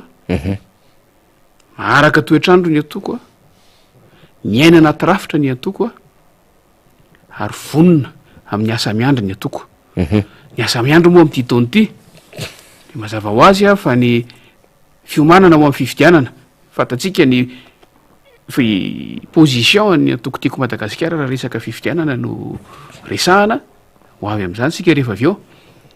fa ny any fotony zany raha iny vaovao iny raha atsika ny any fotony dia efa maneho ny fahavononany tanteraka ny afatra ny zanana mpitaina tamin'iny alahady iny dia ny hoe tsy mionona fotsiny amin'ny fihetsepo sy ny fiatanam-potsika fa miezaka mijeriny tena zava-misy eny amin'ny kanja any amin'ny tanàna tsirairay avy satria zavatra mitranga Ivato ange zava-misy eo Ivato tsy hitovy amin'ny any avaratsena ohatra na commune anankiray any amin'ny district eny Ambohidratrimo zany avaratsena zany na hitovy amin'ny any Mahereza ohatra fa miezaka tsika io lay fahamatorana sy ny rafitra misy io a no ampiana ny fampifanarahana ny zava-misy any amin'ny toerana tsirairay avy a hiatrehana ny fifidianana mba tsy andeha amin'ny fihetseham-po fotsiny tsika ho asa miandry voalohany amin'izany a mbola mitohatra amin'izao ny fampidirana ny olom-pirenena mananjo ifidy rehetra any anaty lisym-pifidianana adidiny antoko ny taona sy manao zay mahazo antoka fa tafiditra ny anaty lisym-pifidianana daholo ny mpifidy rehetra mba tsy misy fantina amin'ny fomba akolaka ny ambadibadika any ka hoe reto tsy tafiditra zavatra nitrangy zany faniry a tamin'ny lisym-pifidianana teo kandida mpanolotsaina amina tanàna anankiray zao tany amin'ny distrika any Ambodiatrimo tany rehefa tonga fifidianana de voatsokan-drala tao anaty lisym-pifidianana tsy afaka mifidy nefa kandida anisan'ny fepetra iray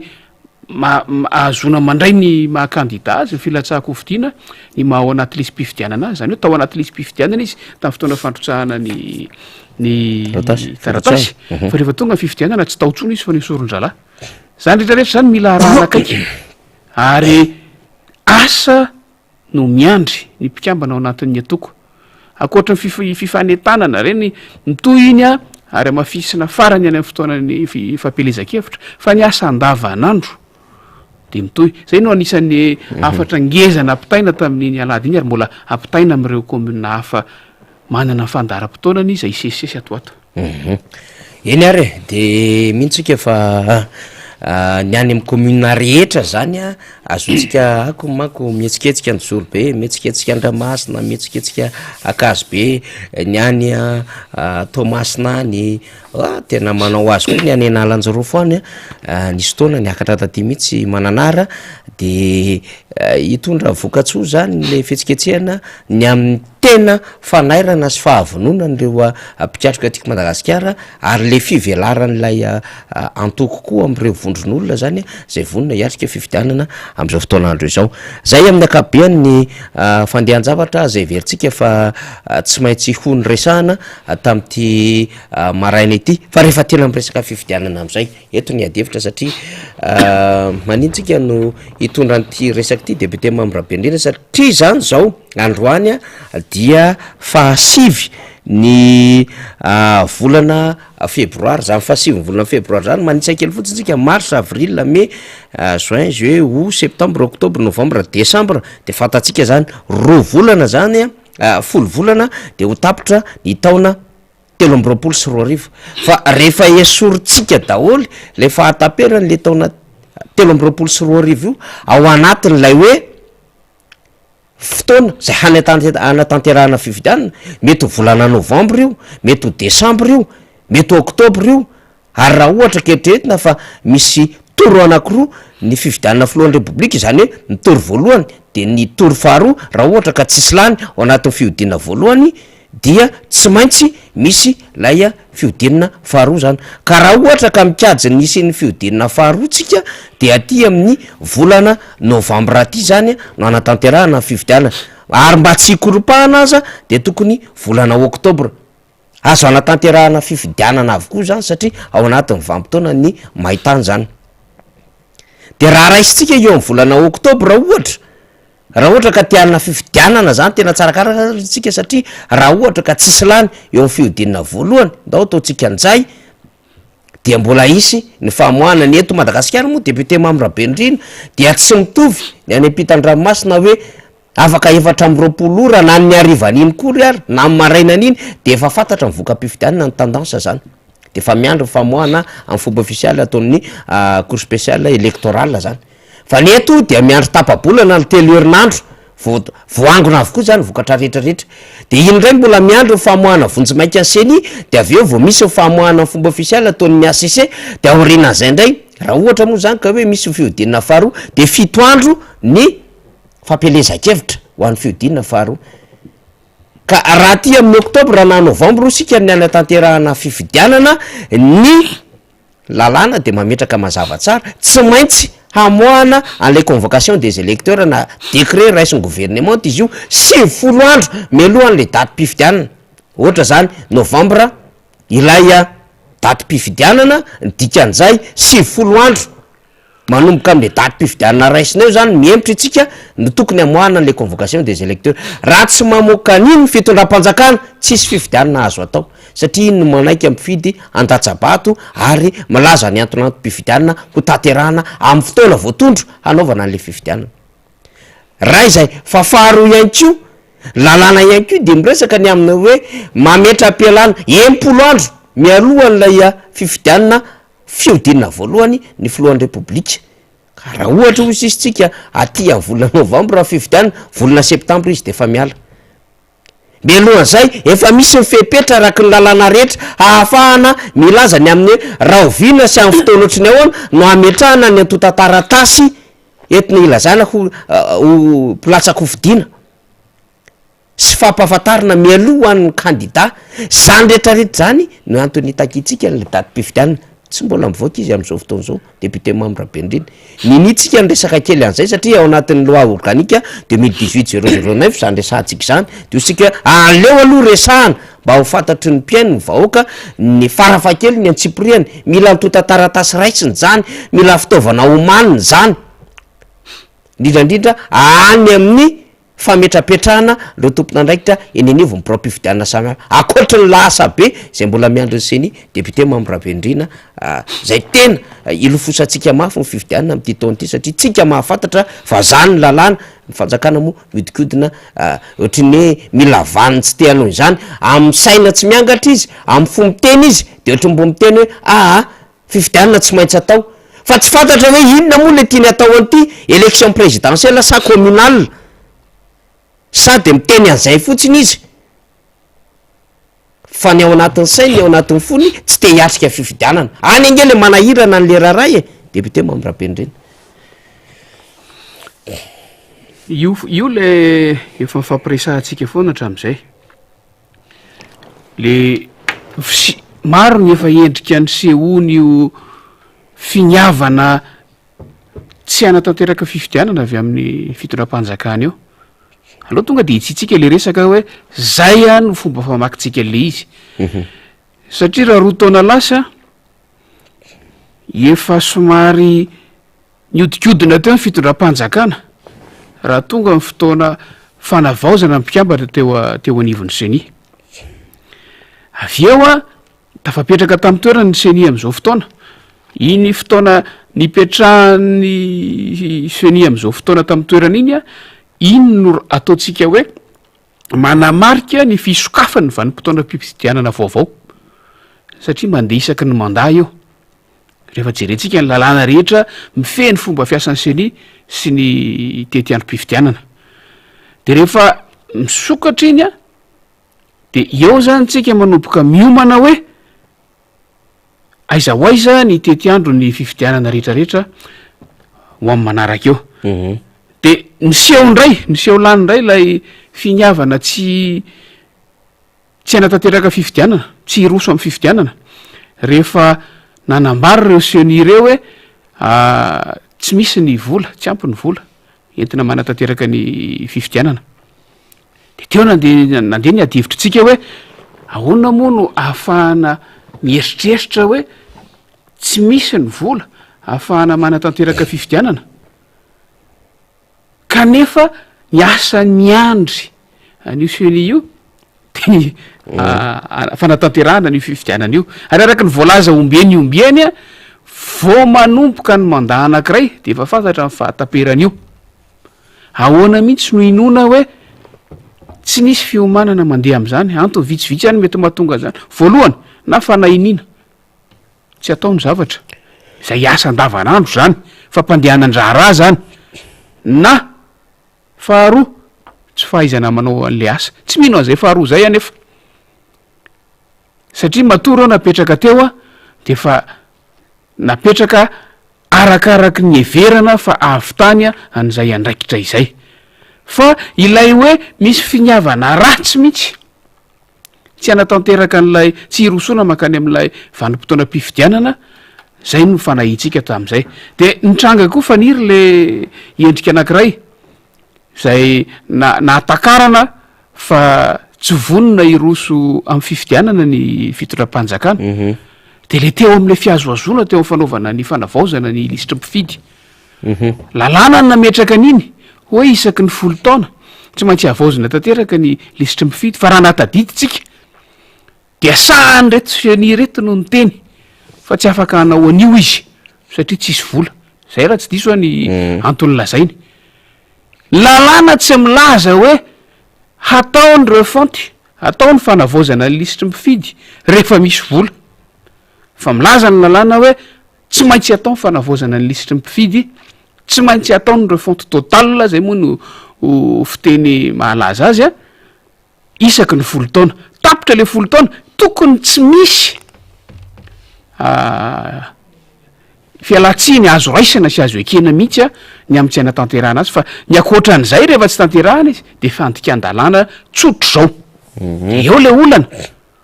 eo foana koa lefa mipoitra foana zay endrika fandikan-dalàna ataonyity fitondram-panjakana sy ny iny de filaza mpiaradia amin'ity de eo zany no anehoantsika hoe nahoana no misy ny tsy maty manota nahoana ny mpitondra fanjakana efa maro zay lalàna sy endrika fandikan-dalàna ny tany saina teo zay nahoana no tsy miatra ny sazy tsy misy lalàna tsy misy sazy zany tsy misy lalàna ratsy zany fa ny fampiarana azy no tsy mety de efa endrika anankiray ny fampiarana ny lalàna mifeny fifidianana sy ny lalàna rehetra tokony ho ajaina teto Madagasikara zany hoy aho teo hoe sahany tompona ndraiky atao am'seny no namoaka pahy be maso ny amin'ny hoe tsy afaka natanteraka ny fifidiana refonte total ny lisitra mpifidy satria hono tsy misy vola de averiko ihany le resaka teo na io finiavana ny tsy anatanteraka n'lay asa zay miandry mihitsy na io tsy fahaizana mandamina ny asa de averiko ihany ko ny teniko teo tsy ino mihitsy aho hoe tsy fahaizana mandamina ny asa zany fa efa misy finiavana ratsy eo ao anatin'izay zavatra zay de mandroso ny fotoana de efa manao isa mivery ny faniry io tsika rehetrarehetra efa miomana am'zany efa maro koa no efa manisa andro any ambadika any hoe raha ny tokony ho izy a de tokony zao andro izy 10 volana sisa de tapitra ny taona any amin'ny farany taona nge tokony efa miandra ny fametrahana ny filoham-pirenena vaovao zay indrindra efa fanomanana ny fianianany filoham-pirenena vaovao any farany taona zay de le investiture le serment efa vitana ny fihodinana faharoa amin'ny fifidianana filoham-pirenena aza efa proclamé efa miandro fotsiny sisa fa 10 volana ty aloha tsika tsy fantatritsika akory nareo vinana ny datim-pifidianana de araka voalaza nyfaniry teo fifidianana anakiroa tokony mandeha am'ty taony ty farafakeliny satria fifidianana be ny tanàna zay nitanterahana tany amin'ny volana novambra 7 a de tokony ho tapitra koa ny fempitoana fiasan'ny be ny tanàna satria 4 taona fempitoam-piasana eny amin'ny commune ny be ny tanàna sy ny mpanolotsaina ny tanàna rehetra ifanindry ifanakaiky ireo datim-pifidianana ireo ifanindry ifanakaiky amin'ny fifidianana zay filoham-pirenena zany rehetrarehetra zany a tokony efa voaomana meloa ao anatin'le izy fa fatatsika fa misy kajikajy politika mampiketrika sasany ao ny amin'ny hoe raha tokony raha ny fifidianana be ny tanàna mandeha aloha de mety takinina sy takinina mety ho fetraikany eo amin'ny kajy politika sy ny fifidianana eto Madagasikara kanefa raha ny tena fahataperan'ny fempitoam-piasana de zay ny tokony ho izy raha misy ny fihodinana faharoa ny filohan'ny repoblika indrindraindrindra dia tsapatsika azotsika am'izay ilay antony mampiahoatra n'le fitondram-panjakana akoatra ny tahotra fotsiny zao hiatrika fifidianana tahotra ny tsy olany araka ny tokony ho izy satria samy mijery ny zava-misy eto amin'ny firenena nge samy manao tombanezaka ary samy mahalala fa raha ny zava-misy am'izao fotoana zao aloha tonga de hivatana be mihitsy fa tsy ahazony ny ala teo amin'ny fitonana tamin'ny taona 2024 akory ny vato ho azon'ny fanjakana hiala mpitondra fanjakana hiala am'izao fifidianana manaraka zao de zay a samy mahalalan'izay na ry zareo na isika na vahoaka malagasy de samy miketrika ry zareo hoe ahoana ny alana am'izay zavatra zay kanefa lalàna de mametraka fa tapitra ny fempotoana fiasana amin'io farantaona io ary ny fifidianana de tokony ho vita mialohan'izay fahataperany fempotom-piasana zay mba ampilamina ny fifandimbiasa toerana fifandimbiasa-pahefana fifamindram-pahefana tena ara-pomba demokratika tokoa sy manaraka ny lalàna fa eo le olana mandeha ny tsao eto seroa mandeha ny fifanetana ny eto seroa ny amin'ny hoe mety irona makany amin'ny fanalava-potoana inona zany fanalava-potoana zany tsy misy milaza an'izany ange raha ny lalàna misy raha ny lalam-panorenana na lalàna fehizoro na lalàna tsotra tsy misy milaza fanalava-potoana zany maika moa fa resaka teteza mity zany teteza mity moa endrika isy olona fanalava-potoana fefa zavatra hafa mihitsy zany fa ny angatahantsika ny angatahan'ny vahoaka malagasy ny andrasana de ny voahan'ny datim-pifidianana mba hahafahana miomana amin'ny lafiny amin'ny toy ny fanomanana rehetrarehetra fantatsika efa araky ny voandresahana teo ny atokotiako madagasikara ohatra de efa vonona tanteraka hiatrika an'izany fifidianana zany na de mbola mametraka fepetra azy ny amin'ny hoe tokony hanadiovana ny lalàna amin'ny fifidianana ary zay no idirako amin'ny ity loha hevitra manaraka ny amin'ny hoe miantso sika ny amin'ny amoahana ny tetiandrom-pifidianana rehefa mamoaka tetiandrom-pifidianana tsy nen'ny filoham-pirenena ihany tsy ny fifidianana filoham-pirenena ihany fa ao anatin'ny herintaona farafahakeliny mandritra n'io manomboka amin'ny faraparan'ity taona ity de tokony hisesy ny fifidianana be ny tanàna mpanolontsaina ny tanàna filoham-pirenena solom-bavam-bahoaka ny any amin'ny faritra indrindraindrindra zay efa tara firy-taona nanaovana tery vaimanta ny amin'ny tsy fanarahana ny lalam-panorenana ka nametrahana an'ireo olom-boatendry na mifetsoana azy raha tsy manaraka ny voalaza lalam-panorenana akory farafahakeliny zany ireo tokony ho fantatra eny fa na ny amin'ny fokotany arange satria ny any amin'ny fokotany ange de efa fantatra hoe tokony ho telo volana oriny ipetrahan'ireo olom-boafidy any amin'ny commune de efa tokony havaozona daholo ny tompony ndraiky tisam-pokotany rehetra fa zao vo tapitra le mandany le be ny tanàna sy le mpanolontsaina ny tanàna rehetra eran'ny madagasikara misy ara commune efo roapolo mahery tsy mbola manana olom-boafidy hatram'izao maika efa le fokotany zay ny sasany a miterena ny fanalana sy mifanesorona sy mifanovana azy ny sasany a mipetraka tsy fidiny tsy misy lalàna mife am'izao fotoana zao de zay le resahako hoe zavatra roa telo no tena tsy maintsy iantsoantsontsika faniry famoahana zay tetiandro feno mahakasika ny fifidianana rehetra zay tsy ny fifidianana filoham-pirenena ihany ho anao andrasantsika fa ny tetiandro mahakasika ny fifidianana rehetrarehetra ary manaraka zay lazay ny lalàna mato zay ny lazay no napetraka ao anatin'ny lalàna dia tsy maintsy arahana araka ny tokony ho izy fa akoatr'zay zay le nitsona fikonan-doham-pirenena ndresahan'ny mpandrindra nasionalyny antokotiko madagasikara teo mandra-patonga an'izay fotoana zay ary mino sika fa mbola azo tanterahany zany mandra-patonga an'izay fotoana zay a ny fanavaozana ny fampanarahana ny toetrandro lalàna misy rehetrarehetra resahantsika teto foana ohatra ty oa fa sationany kely mihoatra amin'ny zavatra be deabe mifampiresahany ty resahantsika teto ny fahafahan'ireo malagasy mila ravinahitra ny velany ifidy de enontsika tapabolana lasy zay misy tery vaimanta mitady andeha any ambadika any fa lalàna ny tokony ifehany zany fanavaozana lalàna zany de vita ary tokony ifandrombolana sy atambatra ny hevitra rehetrarehetra ahafahana mandrafitra zay lalàna sahazan'zany ary rehefa miresaka lalàna de ny anivon'ny androm-panjakana mpanao lalàna ny fanomanana azy ny tokony atao fa tsy any anivona ministera hafa zay tsy voakasika zany nefa zany no mitady hitranga tsapatsika tato ato fa mitady anao tery vaimanta ny amin'ny ampifidy zay tiana hifidy amin'ireo malagasy zay monina anyvelany reo faniry ny zavatra andrasana ary atao anato fotoana foy ny andrasana an'ireo a araky ny voalaza atao raha folo volana de tapitra ny taona folo volana afaka folo volana tokony efa ho fantatra zay filoham-pirenena vaovao hitondra ny firenena fa afaka fito volana zany afaka enim-bolana tokony efa mivoaka ilay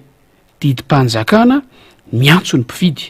manaiky ny mpifidy mba ho avy andatsabato am'ireo vanim-potoana ireo eny ary ny antoko tiako Madagasikara de mametsaka foana am'izay hoe ataovy amin'ny kilalao madio ataovy amin'ny kilalao iombonany rehetra ataovy amin'ny kilalao ahafahana makany am'le fifandimbiasa pahefana ara-demokratika marina ary ekeny rehetra ty kilalao ty de tsy mitsahatra mihitsy no maly zao de nakeny amin'ny seniteny birao politika ny antoko tiako Madagasikara ny tarehandrina Randriamasinoro fa am'izao tsika miteny zao de mitotona ihany koa fanambarany antoko tiako Madagasikara vakitsika tahaka izao le izy araky nanomana ny faly azy ao zany satria zava-dehibe ho isika mila faranana zao endrim-panjakana tsy mitondra fampandrosoana ho an'ny firenena zao de tsika vonina am'izany amin'ny fifandimbiasa pahefana tena ara-demokratika ary amin'ny kilalao madio de vakitsika le izy zany namena nomena ny teonivony voameram-pirenena maleo tena am'sana fividianana zany na ny senia ity taratasy ty de hoe antso fanatanterahana zany cadre de concertation de zao mihitsy le izy hoe ho toy ny fanambarana natao ny filohan'ny voameram-pirenena maleo tena am'sana ny fividianana na ny senia ny zoma fa 3 febroary 2024 lasa teo mikasika ny tokony hisokafa ny ady hevitra enotsika tsara hisokafa ny ady hevitra momba ny anatanterahana anaty ny fifidianana eny anivon'ny commune zany manko tena lalàna no miresaka an'izany eny anivon'ny commune zany sy ny tsy nahatratrarana ny tanjona eo vao ny teneny député Mamirahabendrina teo satria tsy tratra la isa mifidy ny zany teo anivon'ny senisy ny fitondram-panjakana ho tratrarina de nambarany ty fanambarany tiako Madagasikara ty ao anatin'izay fanazavana zay zany hoe averitsika le izy ny ady hevitra ozy izy momba ny hanatanterahana anatsy zany hoe mbola misy fisalasalana zany ny fifidianana eny anivon'ny commune sy ny tsy nahatratrarana ny tanjona napetraka ny amin'ny isa mifidy tokony voasolotra anary no anaty listy mifidy taoriny fa 1 ny volana janoary 2024 lasa teo de voninahitra ho anay ny manao zao taratasy zao miantso ny seni hanatanteraka fifampidiniana cadre de concertation eo ampisehatra rehetra amin'ny fifidianana de ao anatin'izany seni mazava ho azy gouvernemanta ny antoko politika fiarahamonim-pirenena mpanaramaso ny fifidianana mpiara-miombonantoka ara-teknika sy arabola io le PTF hifanankalozakevitra mikasika ireto loha-hevitra roa ireto voalohany ny volavolana tety andro hanatanterahana ireo fifidianana zay tokony atao amin'ity taona 2024 ity mifanaraka amin'ny voalaza ny lalam-pandrenana voanambaratsika teo mihitsy zany faharoa ny fomba fiasa mangarahara sy andraisan'ny rehetra anjara hahazona listy mifidy fesy madio am'izao fanavaozana mantolo izao manainga seni zay ho ny atokotiako Madagasikara hanatanteraka izany sehatra hifampidiniana cadre de concertation izany ato anatin'ny fotoana fohy mba hisian'ny fitonena manoloana ireo ayay maro misy ankehitriny ka ametrahana tontolo manodidina milamina mialohan'ny fifidianana sone zany moa ny SR ina Randriamasinoro tena mazava tsara zay ary averitsika le amin'ny hoe inona moa ty zahatra resahan'ny fitondram-panjakana ty ny prime ministre de miteny tsy maintsy isy fifidianana am'ty taony ty ny eo anivon'ny seni manalasala ihany zavatra resahany vonina tanteraka zay karakaraha fifidianana nefa ary le listra ny eritreretina ho tratrarinao anatin'le listre mifidy taorinan'le fanavaozana tanteraka ny katona ndraiky amin'ny 3 janoary tsy tratra lay 10 metsy 13 tapitrisa 13 500 000 électeurs fa enetsy sy 7 tapitrisa ny tratra 10 sy 7 sy enetsy sy 7 tapitrisa 9 675 000 électeurs ny tratra io ny resahany antokotiako Madagasikara io donc mila adihevitra zany inona ny antony tsy nahatratrarany seniany zany taizany olana donc any ambadika any tsy normal manko raha ohatra ka 520 tapitrisa te eo ny olo-pirenena teto Madagasikara de nanana mpifidy 7 sivy tapitrisa notsika tsara raha 5 tapitrisa ny olo-pirenena teto Madagasikara de nanana mpifidy 7 sy 7 tapitrisa tamin'ny fifidianana farany teo filoha-pirenena farany teo teto Madagasikara ka amin'ny mpifidy manodidina na mihoatra 7 tapitrisa taorinan'ny RGPH 3 na mifanitsina mpifidy sy ny trano finenana fahatelo andeha fahatelo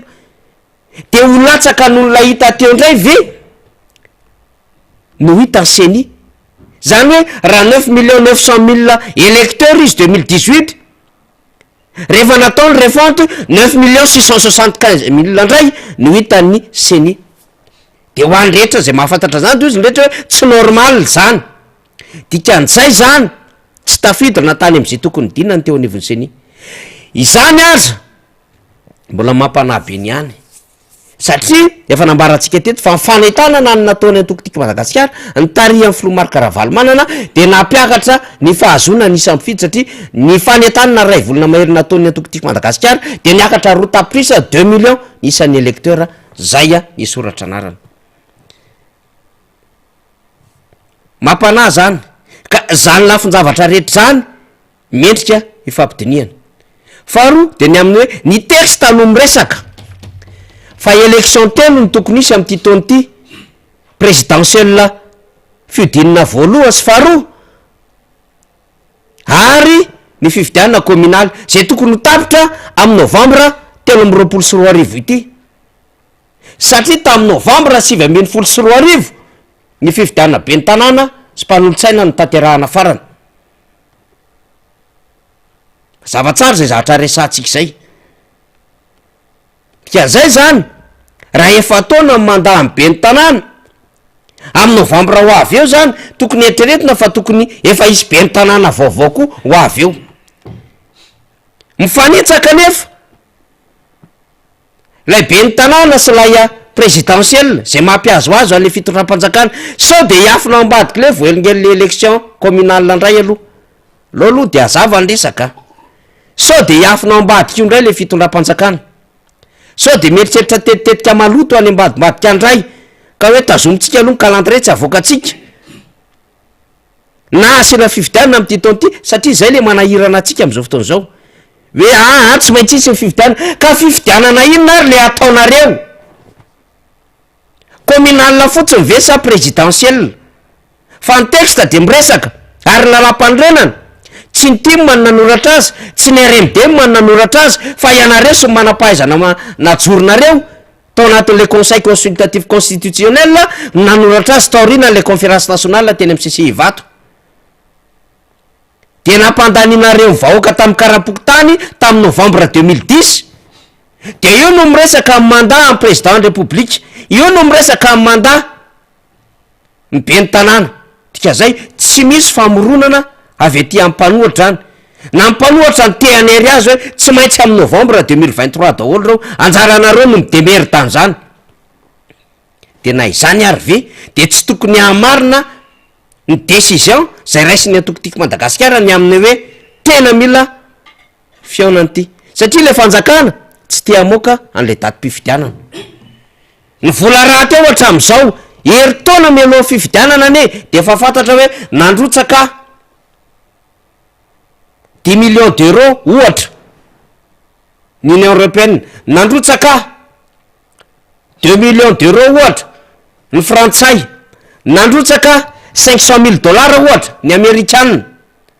nandrotsaka 1 million de dollars ohatra ny japonais ny pnuda dia nanome 4 7 amzato ho an'ny CENI nanome matériel informatique ary ny doté trano ngeza be ahafahana micollecta ny information rehetrarehetra momba ny élection dia nanome ankio mety fitaovana mifanaraka an'izay eny anivon'ny CEC na ny CD na ny CR zany hoe ny ratsan'ny commune ny ratsan'ny CENI eny anivon'ny commune district sy ny faritra zany fa tsy misy an'izany am'izao tsika amin'ny teny zao tsy misy fanampiana na arabola financièrement na matériellement mirotsaka am'izao fotoana zao mbola mitady sy mangataka am'izany ny CENI de apetraka ny fanontaniana aiza le fanampiana azy tamin'ny fifidianana farany teo zany a de mbola fanontaniana mipetraka donc mikorotana be zany le environnement électoral nefa ny texte no miresaka an'izany itsika tsy te hiala anatin'izay cadre légal ny texte zay de tongotsika de mahita manao lecture fotsiny tsika mijery hoy tsika 1 de anankiray voalohany de matahotra le fitondram-panjakana tsy mahatoky tena tsony izy par rapport mibavirana mibordana resaka gabeji rehetrarehetra io amin'ny zavatra atao sy ny scandale ny mauvaise gouvernance ny corruption ny instabilité rehetrarehetra ny insécurité ny détournement sisiasisisy io ny trafic etsero de ozy izy tsy possible fantatra ny sondage ataonareo anatiny ao hoe ny sondage ataonareo sady tsy mame fandresena ho an'ny andro rajoelona premier tour ny tsy mametraka ny andro rajoelona deuxième tour fantatra zany de sahiranareo de milolaloleo nareo tsy tia moka le daty mpifidianana de mbola tianao calculateteza mitinareo de tazitazoninareo de manao fifampirarahany etseronareo hatrany an-dafy hoe sao de mba ty canal ataonareo anytiny mety aminay de micanal indray nareo eto de miresaka amina PTF nareo de miresaka amina organisme samy hafa nareo de manao lobbying etseronareo de tereniavana le situation rehetrarehetra eto Madagasikara zay le tenentsika hoe raha tena nanana honnêteté politique le fitondram-panjakana hitady ale alternance démocratique raha tena marina ny zavatra resahana izy hoe tsy metrika mivoaka malagasy tsony mikorotana de verina zany fa tamin'ny heritaona volana septambra de efa tokony navoaka ny daty mpifidianana fa tsy mahatoky teny izy rehefa tsy mahatoky teny izy tazominy eo le izy de zay zany ny aneritsika azy hoe avoay io raha tena heverinareo fa mitsinjony le fiainan'le firenena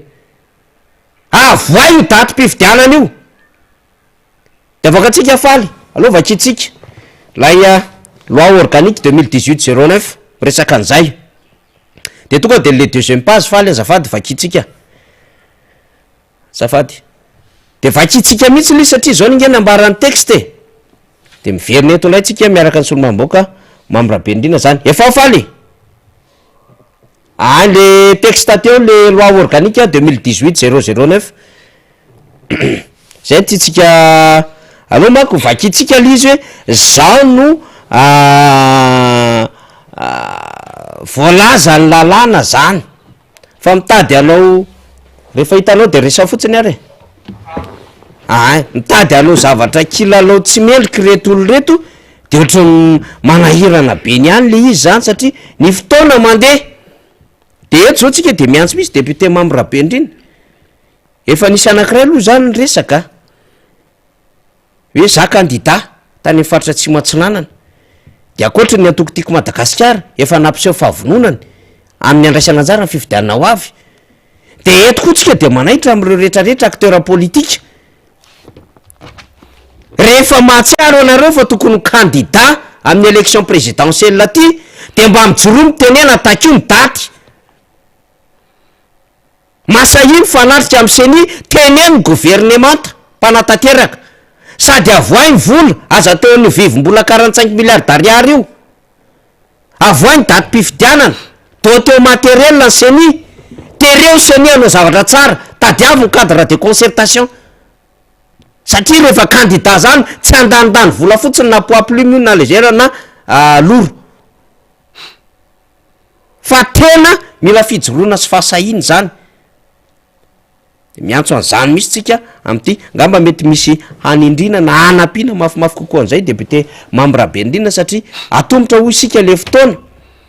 teo zany tsika mbola hanomanomana iandro ny arretaziny le liste ave de amin'ny volana jona ave député mamrabe indrina ho tratran'le fitondram-panjakana am'izay hoe io fa tratran'ny seni le 13 500 000 any ve ohatra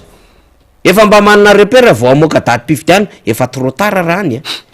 veritsika fa kilalao maloto zany satria itsika dia mitable am'le 80 jours convocation des électeurs sy le 60 jours tokony démissionna amin'ny filohan'ny république fatatsika volana septembre io raha farafatarany tokony démissionnao raha ohatra izy candidat zay paipainkadinareo hoe mbola tsy mety aminareo filohan'ny sénat isolo toerana azy ka ketriketrehanareo anolona sénateur nommé de ampiakarana olona OPS président sénat anareo zany fa ninninona ataonareo eo aloha fantatra de tokony isy fifidianana am'ty taonty député Mamirabe indrindra rehefa miantotsika hoe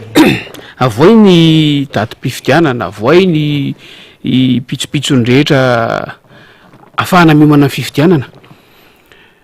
de ny andrasatsika zay avetrany satria le fotoana efa akaiky de akaiky na farafaharatsiny fanambarana avy amin'ny tompona andraikitra ny fikarakarana fifidianana satria eokonge misy ping-pong eo faniry misy hoe rehefa inona de anjaran'ny gouvernement fanapa-kevitra toy ninona rehefa fanapa-kevitra toy ninona de anjaran'ny seni fa faravaratsiny a satria efa miantso daholo ny mpisehatra amin'ny fifidianana rehetrarehetra zao ny amin'ny hoe amoahana an'io tetiandrom-pifidianana io a de tokony hamaly izay tompona andraikitra zay mihevitra ny tenany fa ho tompona andraikitra satria tena fiaina ny firenena fototra iorenan'ny fiainan'ny firenena amin'ny akapobeny mihitsy zany resaka fifidianana zany de tokony hamaly hoy a zay mihevitra ny tenany fa ho tompona andraikitra ao anatin'io faravaratsy ny tena hoe am'izao ino avoakanay afahantsika miomana hoe tafiditra ao anatin'lay naty farangososiny hoe raisonnable ve zany sa tena vao maika manamafy aleritrerittsika tsy hanao zavatra reto fa ny tena andrasantsika aloha de daty avy atrany io tsy mila hoe sosikevitra tsy mila hoe inona lalàna mametraka an'io isaina ny andro firy andro mialohan'zao firy volana mialohan'zao ny andro moa no tena mitondra azy hoe 80 andro alohan'ny fifidianana 70 andro alohan'ny fifidianana sy ny zavatra hafa rehetra fa zay ny tena andrasantsika raha ny tena marina nge na isika raha de efa mahavaly no tokony ho datim-pifidianana rehefa manao an'izay kajy miemotra makatia lohaty zay de efa mahavaly tsika efa ny andrasantsika de hoe io marina ve no izy so de miova indray andro so de miova roa andro samy malalitsika hoe firy andro no ilana ny faharetan'ny ino ty izy fampelezan-kevitra firy andro no ilaina ao anatin'ny fanangonana ny vokatra lafin'ny pratika io zany a fa ny andrasantsika de hoe amafisy ny fitondram-panjakana amin'ny alalan'ny famoahan'ny calendrier électoral ve ny tety androm-pifidianana zavatra efa voalaza ny lalàna sa ho itsahany any atapindondray ny lalàna zay misy de andrasantsika raha sanatria zany no mitranga hoe inona no antony inona ny motifa entina anitsahana an'izany lalàna izany misy tiako tsindrina kely faniriny amin'ny lay resaka hoe sady miandry ny tety androm-pifidianana tsika no miantsony amin'ny fanavaozana ny lalàna mahakasika ny fifidianana za tsy te hiteny an'le hoe mifeny fifidianana fa mahakasika ny fifidianana satria fatatsika efa hatreto efa maro ihany ireo andinindininy zay eritreretina fa efa tsy araka ny toetrandro tsony a izay tsy sahaza ny zava-misy am'izao fotoana izao ary anisan'zany ange io resaka famoahana datim-pifidianana io izay misy mihevitra fa tokony ampidirina any anatin'ny fehezan-dalàna anankiray mahakasika ny fifidianana izany daty ny fifidianana rehetrarehetra zany nahoana moa zany ny tsy ho azo atao tsy hoe makatahaka be fahatany raha iresaka ny eny amin'ny firenen-kafa zay efa tsy miova mihitsy fa io foana ny datim-pifidianana zany hoe raha ity mandat ty zany de efa fantatra ny datim-pifidianana ny mandat afaka 10 taona de efa fantatra koa ny datim-pifidianana mba tsy iova ntsony mba ahafahany rehetrarehetra tsy andany andro am'zany adihevitra tsisy ilana azy zany ntsony adihevitra mandany fotoana fotsiny zany adihevitra amy datim-pifidianana zany satria zay voalazany lalàna ny tokony tonga de ampiarina de hoy aho hoe anisany tokony ampidirina ao anatin'lay fanavaozana ny lalàna mahakasika fifidianana fametrahana an'io datim-pifidianana io ho raikitra hatrany hatrany isaky ny vanimpotoana ataperany ny fempotoam-piasana anankiray zany hoe hijery lavitra be zany io fanavaozana ny lalàna zay hitolomana mafy io am'izao fotoana zao a mba ahafahana miatrika an'io fifidianana araka ny tokony ho izy io mijery lavitra be satria tsy natao ho an'ity fifidianana hanomboka am'ty taonyity fotsiny misy matsy ny diso hevitra misy milaza fa iezaka zahana hiatrehana ty fifidianana ho avy ty fotsiny noho ny zava-misy am'izao fotoana zao fotsiny noho ny anaran'olona am'izao fotoana zao fotsiny hoe zay fotsiny ny antony angatahana an'ilay fanavaozana lalam-pifidianana tsia hitsinjovana zavatra lavitra be io efa ampy zay traikefa nananana tany amin'ny taona maro lasa tany zay efa ampy ny olana natrehana sy ny krizy ny ainana tamin'ny fifidianana ny fanimby maro teto Madagasikara fa mba ialana am'izany zavatra rehetrarehetra zany de mba iaina toy ny firenendehibe mandala ny ara-dalàna sy ny demokrasia Madagasikara manomboka am'ty vanim-potoana fifidianana anankiray ity de ataoko hoe vanim-potoana fifidianana de le cycle électoral de zay a no mahatonga atsika miantsoantso miady ny amin'ny anatanterahana an'io fikaonan-doha hanavaozana zay le ataoko hoe ampanarahana ny toetrandro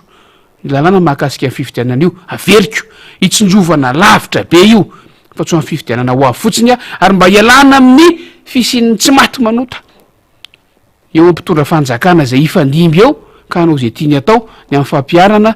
na tsy ny lalàna zay misy eto Madagasikara mahakasika ny fifidianana zay raha fehezina lizy faniry eny ary de tena mba hamarana atsika azy sao de veriny olona fa hoe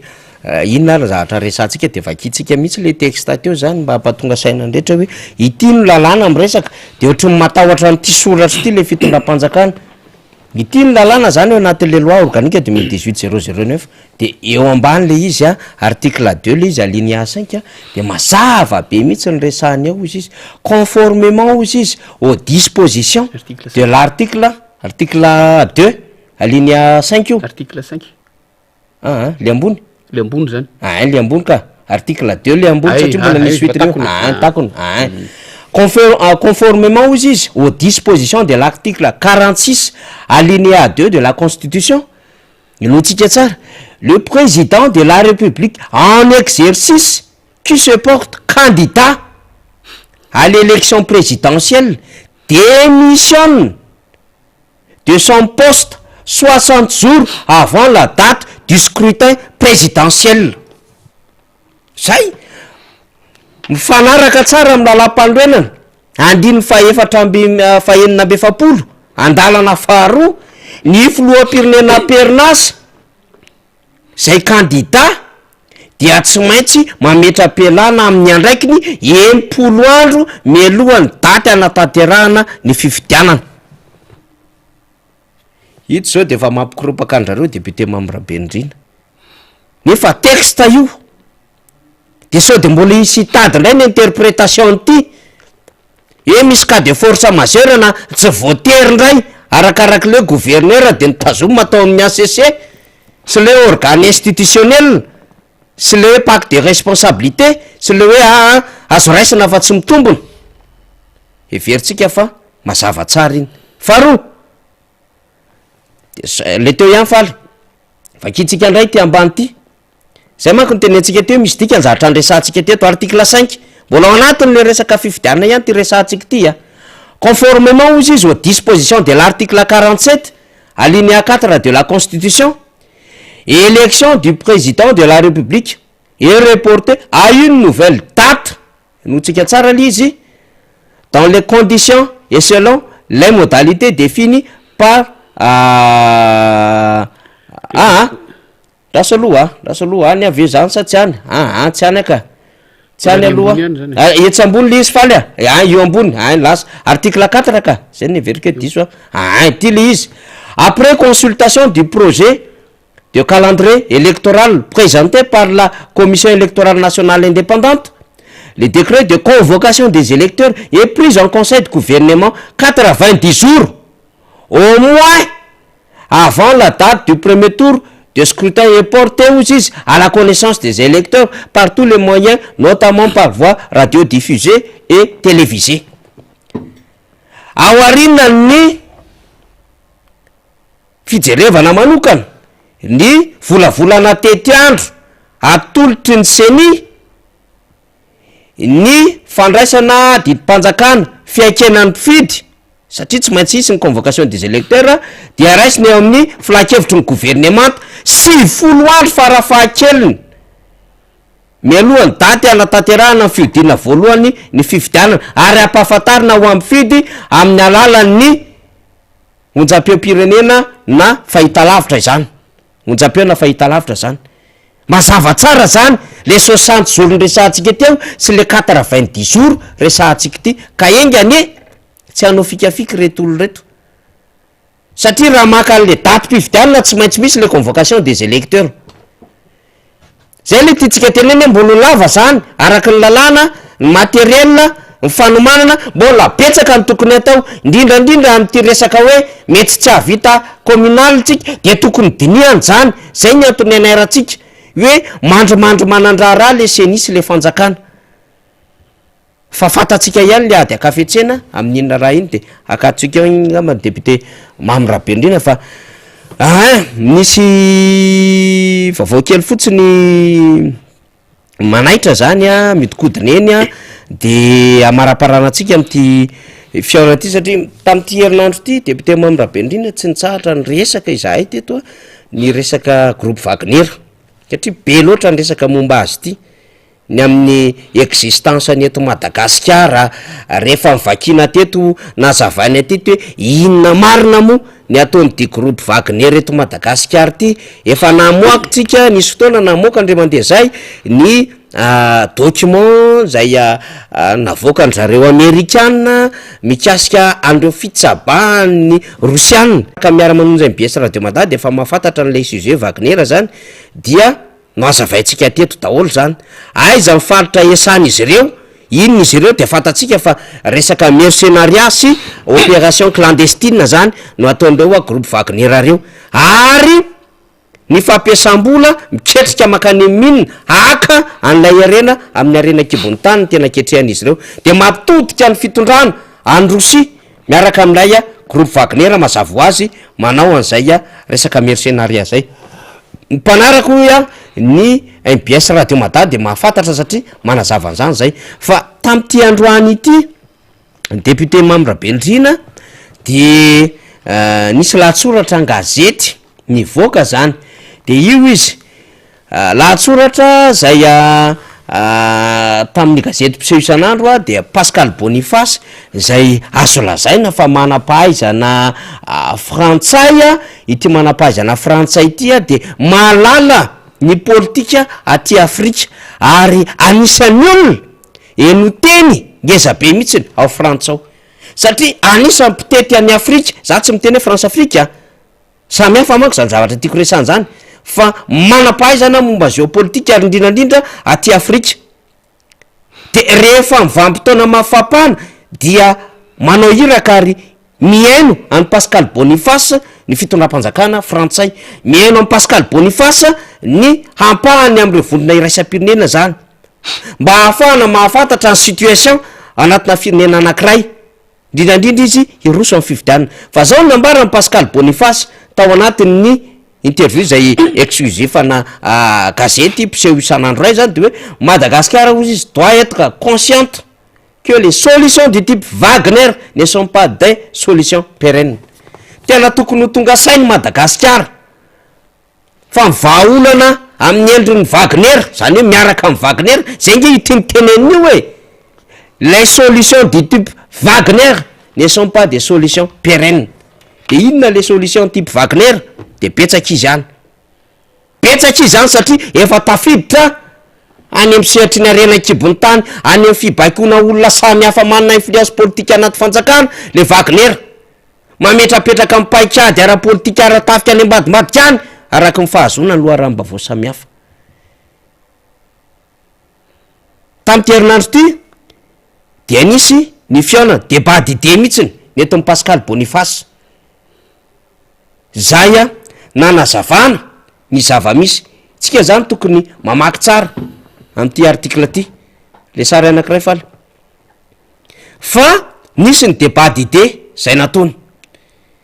de io le izy antsy le tsy io fa le ray tao amin'ny FM institut français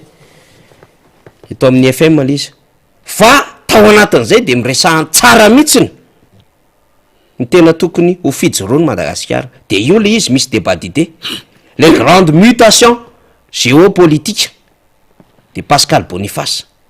tamy talata teo nanatanterana zany tetsy amin'ny FM Analakely zavatra ohatran'izao zany tsy mandehandeha ho azy ao anatin'ny fotoana fifidianana misahotahotaka manam-pahaizana momba ny tontolo ara-politika ngeza be ary consulten'ny fanjakana ngeza be any ivelany enon'ny communauté ny PTF sy ny sisa tonga eto Madagasikara mihitsiny mizara hevitra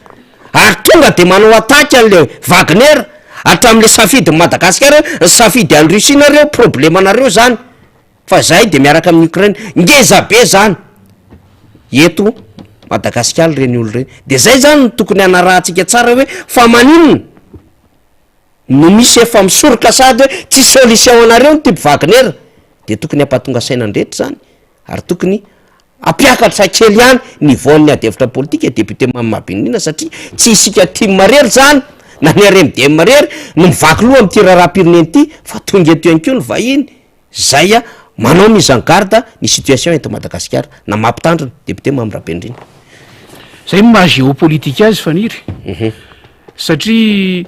tsy afaky ny olon'olona rery aty amin'ny misy atsika isika na firenena anankiray hafa na Madagasikara na tsy Madagasikara fa rehefa jerentsika ilay sary farany teo afatra ny nampitaina amin'iny jerentsika ny organisateur mpanomana iny débat d'idée teo iny le anankiray fa le matoa io ambassade de France à Madagascar sy ny institut français IFM tsy mandehandeha ho azy io olona tsy mandehandeha ho azy zay mihitsy manko zara titsika resahany eto tsy andehandeha ho azy aty olona io a ary tsy mipetapetaka ho azy eo reo zavatra vakiko faran'ireo fa maso ivoa anankiray any amin'ny firenena anankiray de misolo tena ny firenena mandefa azy ary matoa mipetaka eo soratra eo azo natao nge hoe atao amin'ny institut français de Madagascar atao amin'ny IFM lizany natao hoe fa tsy napetaka teo io en-tetin'ny ambassady io fa matoa io ninina napetraka teo de misy afatra ampitainao ary ilay lohateny tamin'ilay artikla anankiray nivoaka teo a de mametraka fotsiny tsotra hoe tsy mahafapo ny mpanara-maso iraisam-pirenena tsy mahafapo ny an'izao tontolo zao ny fandraisan'ny firenena malagasy position ny amin'ny raharaha any a Rosia sy Ukraine satria atreto ny tantara de zao a nandroso ny emotra azo lazaina hoe nandroso ny emotra na de niezaka ny janona eo amin'ilay fanelany eo anelanelany foana aza ny firenena malagasy ny nefa rany samy mahatsiarotsika ilay tantarany tranga tamin'ny voty teny anivon'ny firenena mikambana zay nahatonga ny fanesorana ny ministry ny raharaham-bahiny malagasy volana vitsivitsy lasy zay fa reny ko tsy tongatonga ho azy reny mba tsy tenenako hoe sary nietsika efa nininana tao reny fa tsy tongatonga ho azy reny a de avy eo a iverina am'izao tsy momba ny atsy tsy momba ny aroa zao marina daholo ny resaka mandeha ny mpandinika ara-politika de miteny ampahendrena hoe ahazo ny firenena anankiray no miteny hoe tsy momba ny atsy zay na tsy momba ny aroa zay fa matoa reny olona reny mbola tonga aty matoa le fireneny dehibe mandefa nyreny olona reny aty de tsy zay mivaly teny andrasana tsy mahafapo ny mpanara-baovao sy mimpandinika politika sy mimpanapa-kevitra eran'izao tontolo zao averiko mpanapa-kevitra marina fa firenena mahaleo tena sy manana fiandrianana ny tsirairay avy fa misy fanapaha-kevitra ary samy manana ny fanapaha-kevitra tiano raisana dikan'izay na firenena lehibe na firenena madinga na firenena lavitra na firenena akaiky de afaka mandray fanapahan-kevitra amin'izay eritreretiny fa sahaza azy sy mety ahitany tombony de zay resaka tombony zay ny tena zava-dehibe hoy mpandinika hoe mety ho zay no ahitan'ny firenena malagasy tombony izay tsy fombanany atsy na ny aroa zay de hoy tsika mametraka fanontaniana hoe inona tokoa moa zany le tombony fa nalefa taty zany iny manam-pahaizana manokana momba ny geopolitika iny ilaza amitsika pita afatra hoe tsy zay no andrasana tsy ny fialana bala tsy an'ny atsy tsy an'ny aroa andrasana fa aiza ny toeranareo a aiza ny zavatra eritreretinareo a inona ny fanapahan-kevitrareo ahoana moa zany hanameloka ny Rosia ve ianareo sa hiaro ny position ny Ukraine mampiavaka atsika eto Madagasikara mety misy firenena hafa koa satria tsy tsika rery no hiatrika fifidianana am'ty taony ty ary mahatonga hiteraka fikorotana-tsaina be amin'ny mpanapa-kevitra eto Madagasikara de satria vanim-potoana mpifidianana zao rehefa tsy handray fanapahan-kevitra ny mpitondra fanjakana am'izao fotoana zao satria efa tsy ela ntsony ny fifidianana de hijery afaka mijery afaka mandray fanapahan-kevitra ny firenena lehibe hafa zay mametraka amin'ny fanontaniana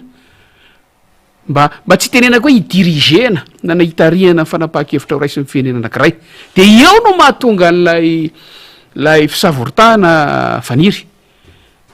fa amin'ny firenena demokratika tokoa mantsy raha ny tena izy ary tsika manana an'izany lalàna zany fa mbola voahitsakitsaka sy tsy ampiarina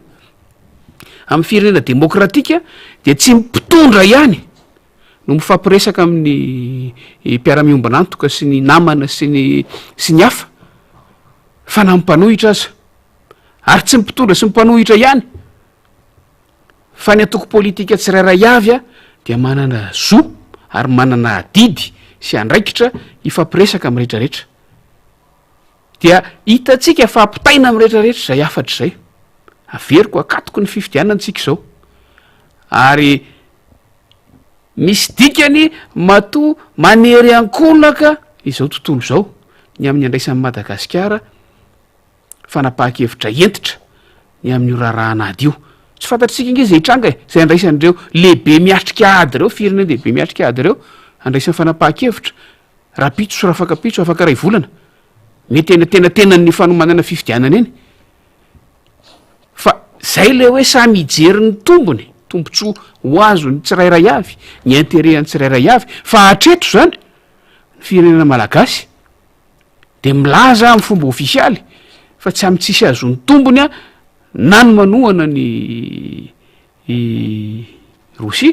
na ny manameloka ny fanafihana tony Rosia makany Ukraine de terenindreo zavatra reo tsika fantatritsika fa miteraka pression zany satria araka ny voalazako teo tsy mipitondra fanjakana ihany no mifampiresaka am'izao tontolo zao ary efa miteny azy zao tontolo zao de tafiditra ohatra ny Wagner tsy mipitondra fanjakana ihany no hatonony reo rehetrarehetra reo ary efa miteny hoe tsy mipitondra fanjakana de tsy mipitondra fanjakana ankehitriny fa miandritsika aiza no tena ny tombontsoa amin'ny firenena ve no andraisan'ny mpitondra fanjakana fanapahan-kevitra toy izao sa tombontsoa politika amina vanim-potoana mafanafana amin'ny lafin'ny politika zala am'izao eto Madagasikara. Eny ary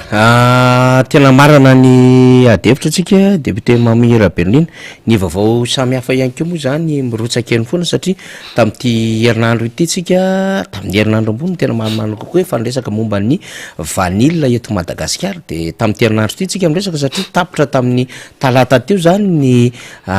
fampitandremana ultimatum zay nataon'ireo mpikarakara mpamboly tatsa commissionnaire andavany zany any sambava any mananara marontsetra ihany ko de nietsika ary dia teny daholo ny rehetra am'izao fotoan'izao ohatra amin'ny député Roland Ratsiraka raha ny fantatra de hoe ny filohan'ny repoblika mihitsy no handray an-tanana izy a hampiantso am'ty an'ity olona ny zavatra rentsika ny tokony isy izay fionan'izay a hiaraka hidinika an'ireo mpandrarahana lavany am'izao fahampitehan'ny vokatra lavany zao satria tena mikaikiaika miantso vonjy ary tsisy mpanao combien ny vanila am'izao fotoan'izao a any amin'ny faritra varatra sy aty atsinanana raha ny vaovao fantatra zany moa de lozika satria izy nampanantena potika le vanila am'izao fotoan'izao ny sady resena ny ampita tany aminy ny afatra ireo rehetrarehetra zay mitokony hoe ianao no nampanantena aminay nefa ianao no namadika anay vadipitikoisana araky ny banderolina tamin'ny marontsetra ny resantsika araky ny antso marobe tamin'ny mananara tany avaratra tany tany sambava antalatany zay ny resantsika de io tsika hoe inona ny voakao ny tadiavin'ireo mpandrara reo de tsotra omeo amin'ny agrément an'izay tokony ahazo izany tahaka ny fomba fandrana rehetra teo aloha reo cadretsika tsara manko le adevitra faharoa foany any io prix plancher io zay napetrapetraka ny teo niveau ministère satria lasa fangejana fanapotehana le filière le izy zany ny zava-misy ka hitantsika eo sandrain'izay ve sa mbola ivatibaty tsaroana manko rehefa ny grevy tezitra ny mpamboly lavanila tany faritravalitry nosy tany antalatany amin'ny lavanila maintso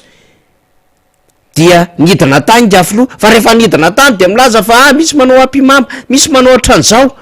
mitady vaolana fa ito ihany tsika zao lasa le fotoana vao mainka any empira sarotra 10 taona mbola lavanita avavoaka nefa Madagasikara tsy latsaky ny 3 taona naondra Madagasikara ary mampidi-bola vahiny betsaka indrindra ho an'ny Madagasikara kan'izay le tsy fahaiza mitantan'le mpitondra le fanazavana nambarany député Roland Ratsiraka hoe misy olona ao anatin'ny fitondram-panjakana io raha azo mifaly averiny zay amaranantsika ny ty adevitra ity lay teny député Roland Ratsiraka omaly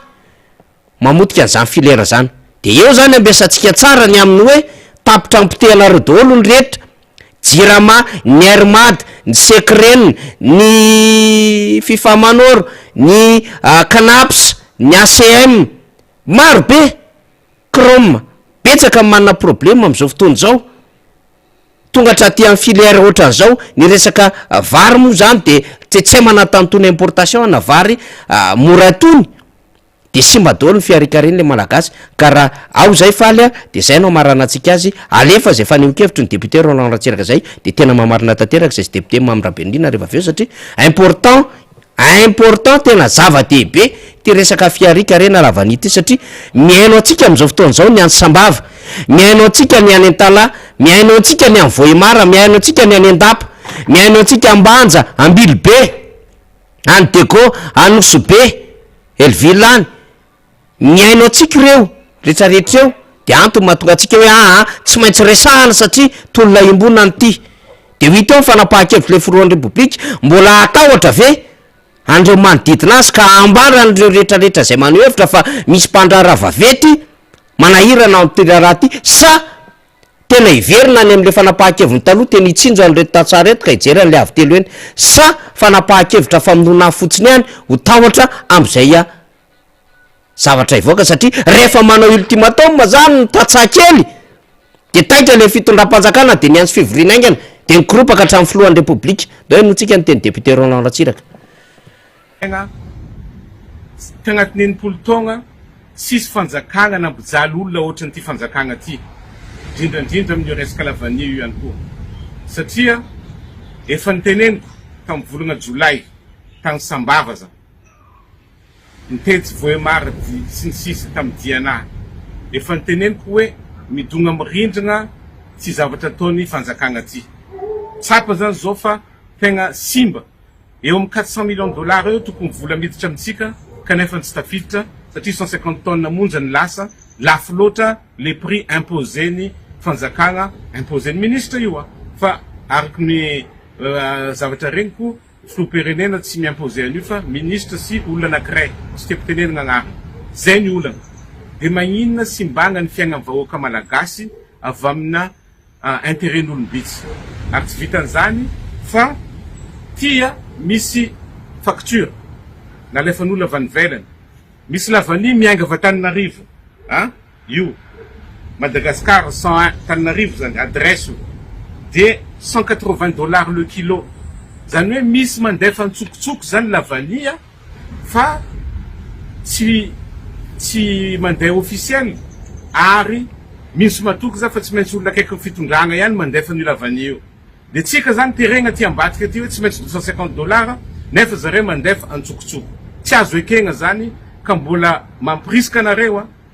vahoakany sava vahoakany lalanjorofo sy ny olo jiaby magnano lavania mijoroa aza magneky tsy azo atao zontsika miasa zontsika mahazo vola zontsika mampianatra zaza zontsika miaigna ny siaka sandavany masoandro iny ataon'Andriamanitra ho an'olona jiaby fa tsy ho an'olom-bitsy ka dia mijoroa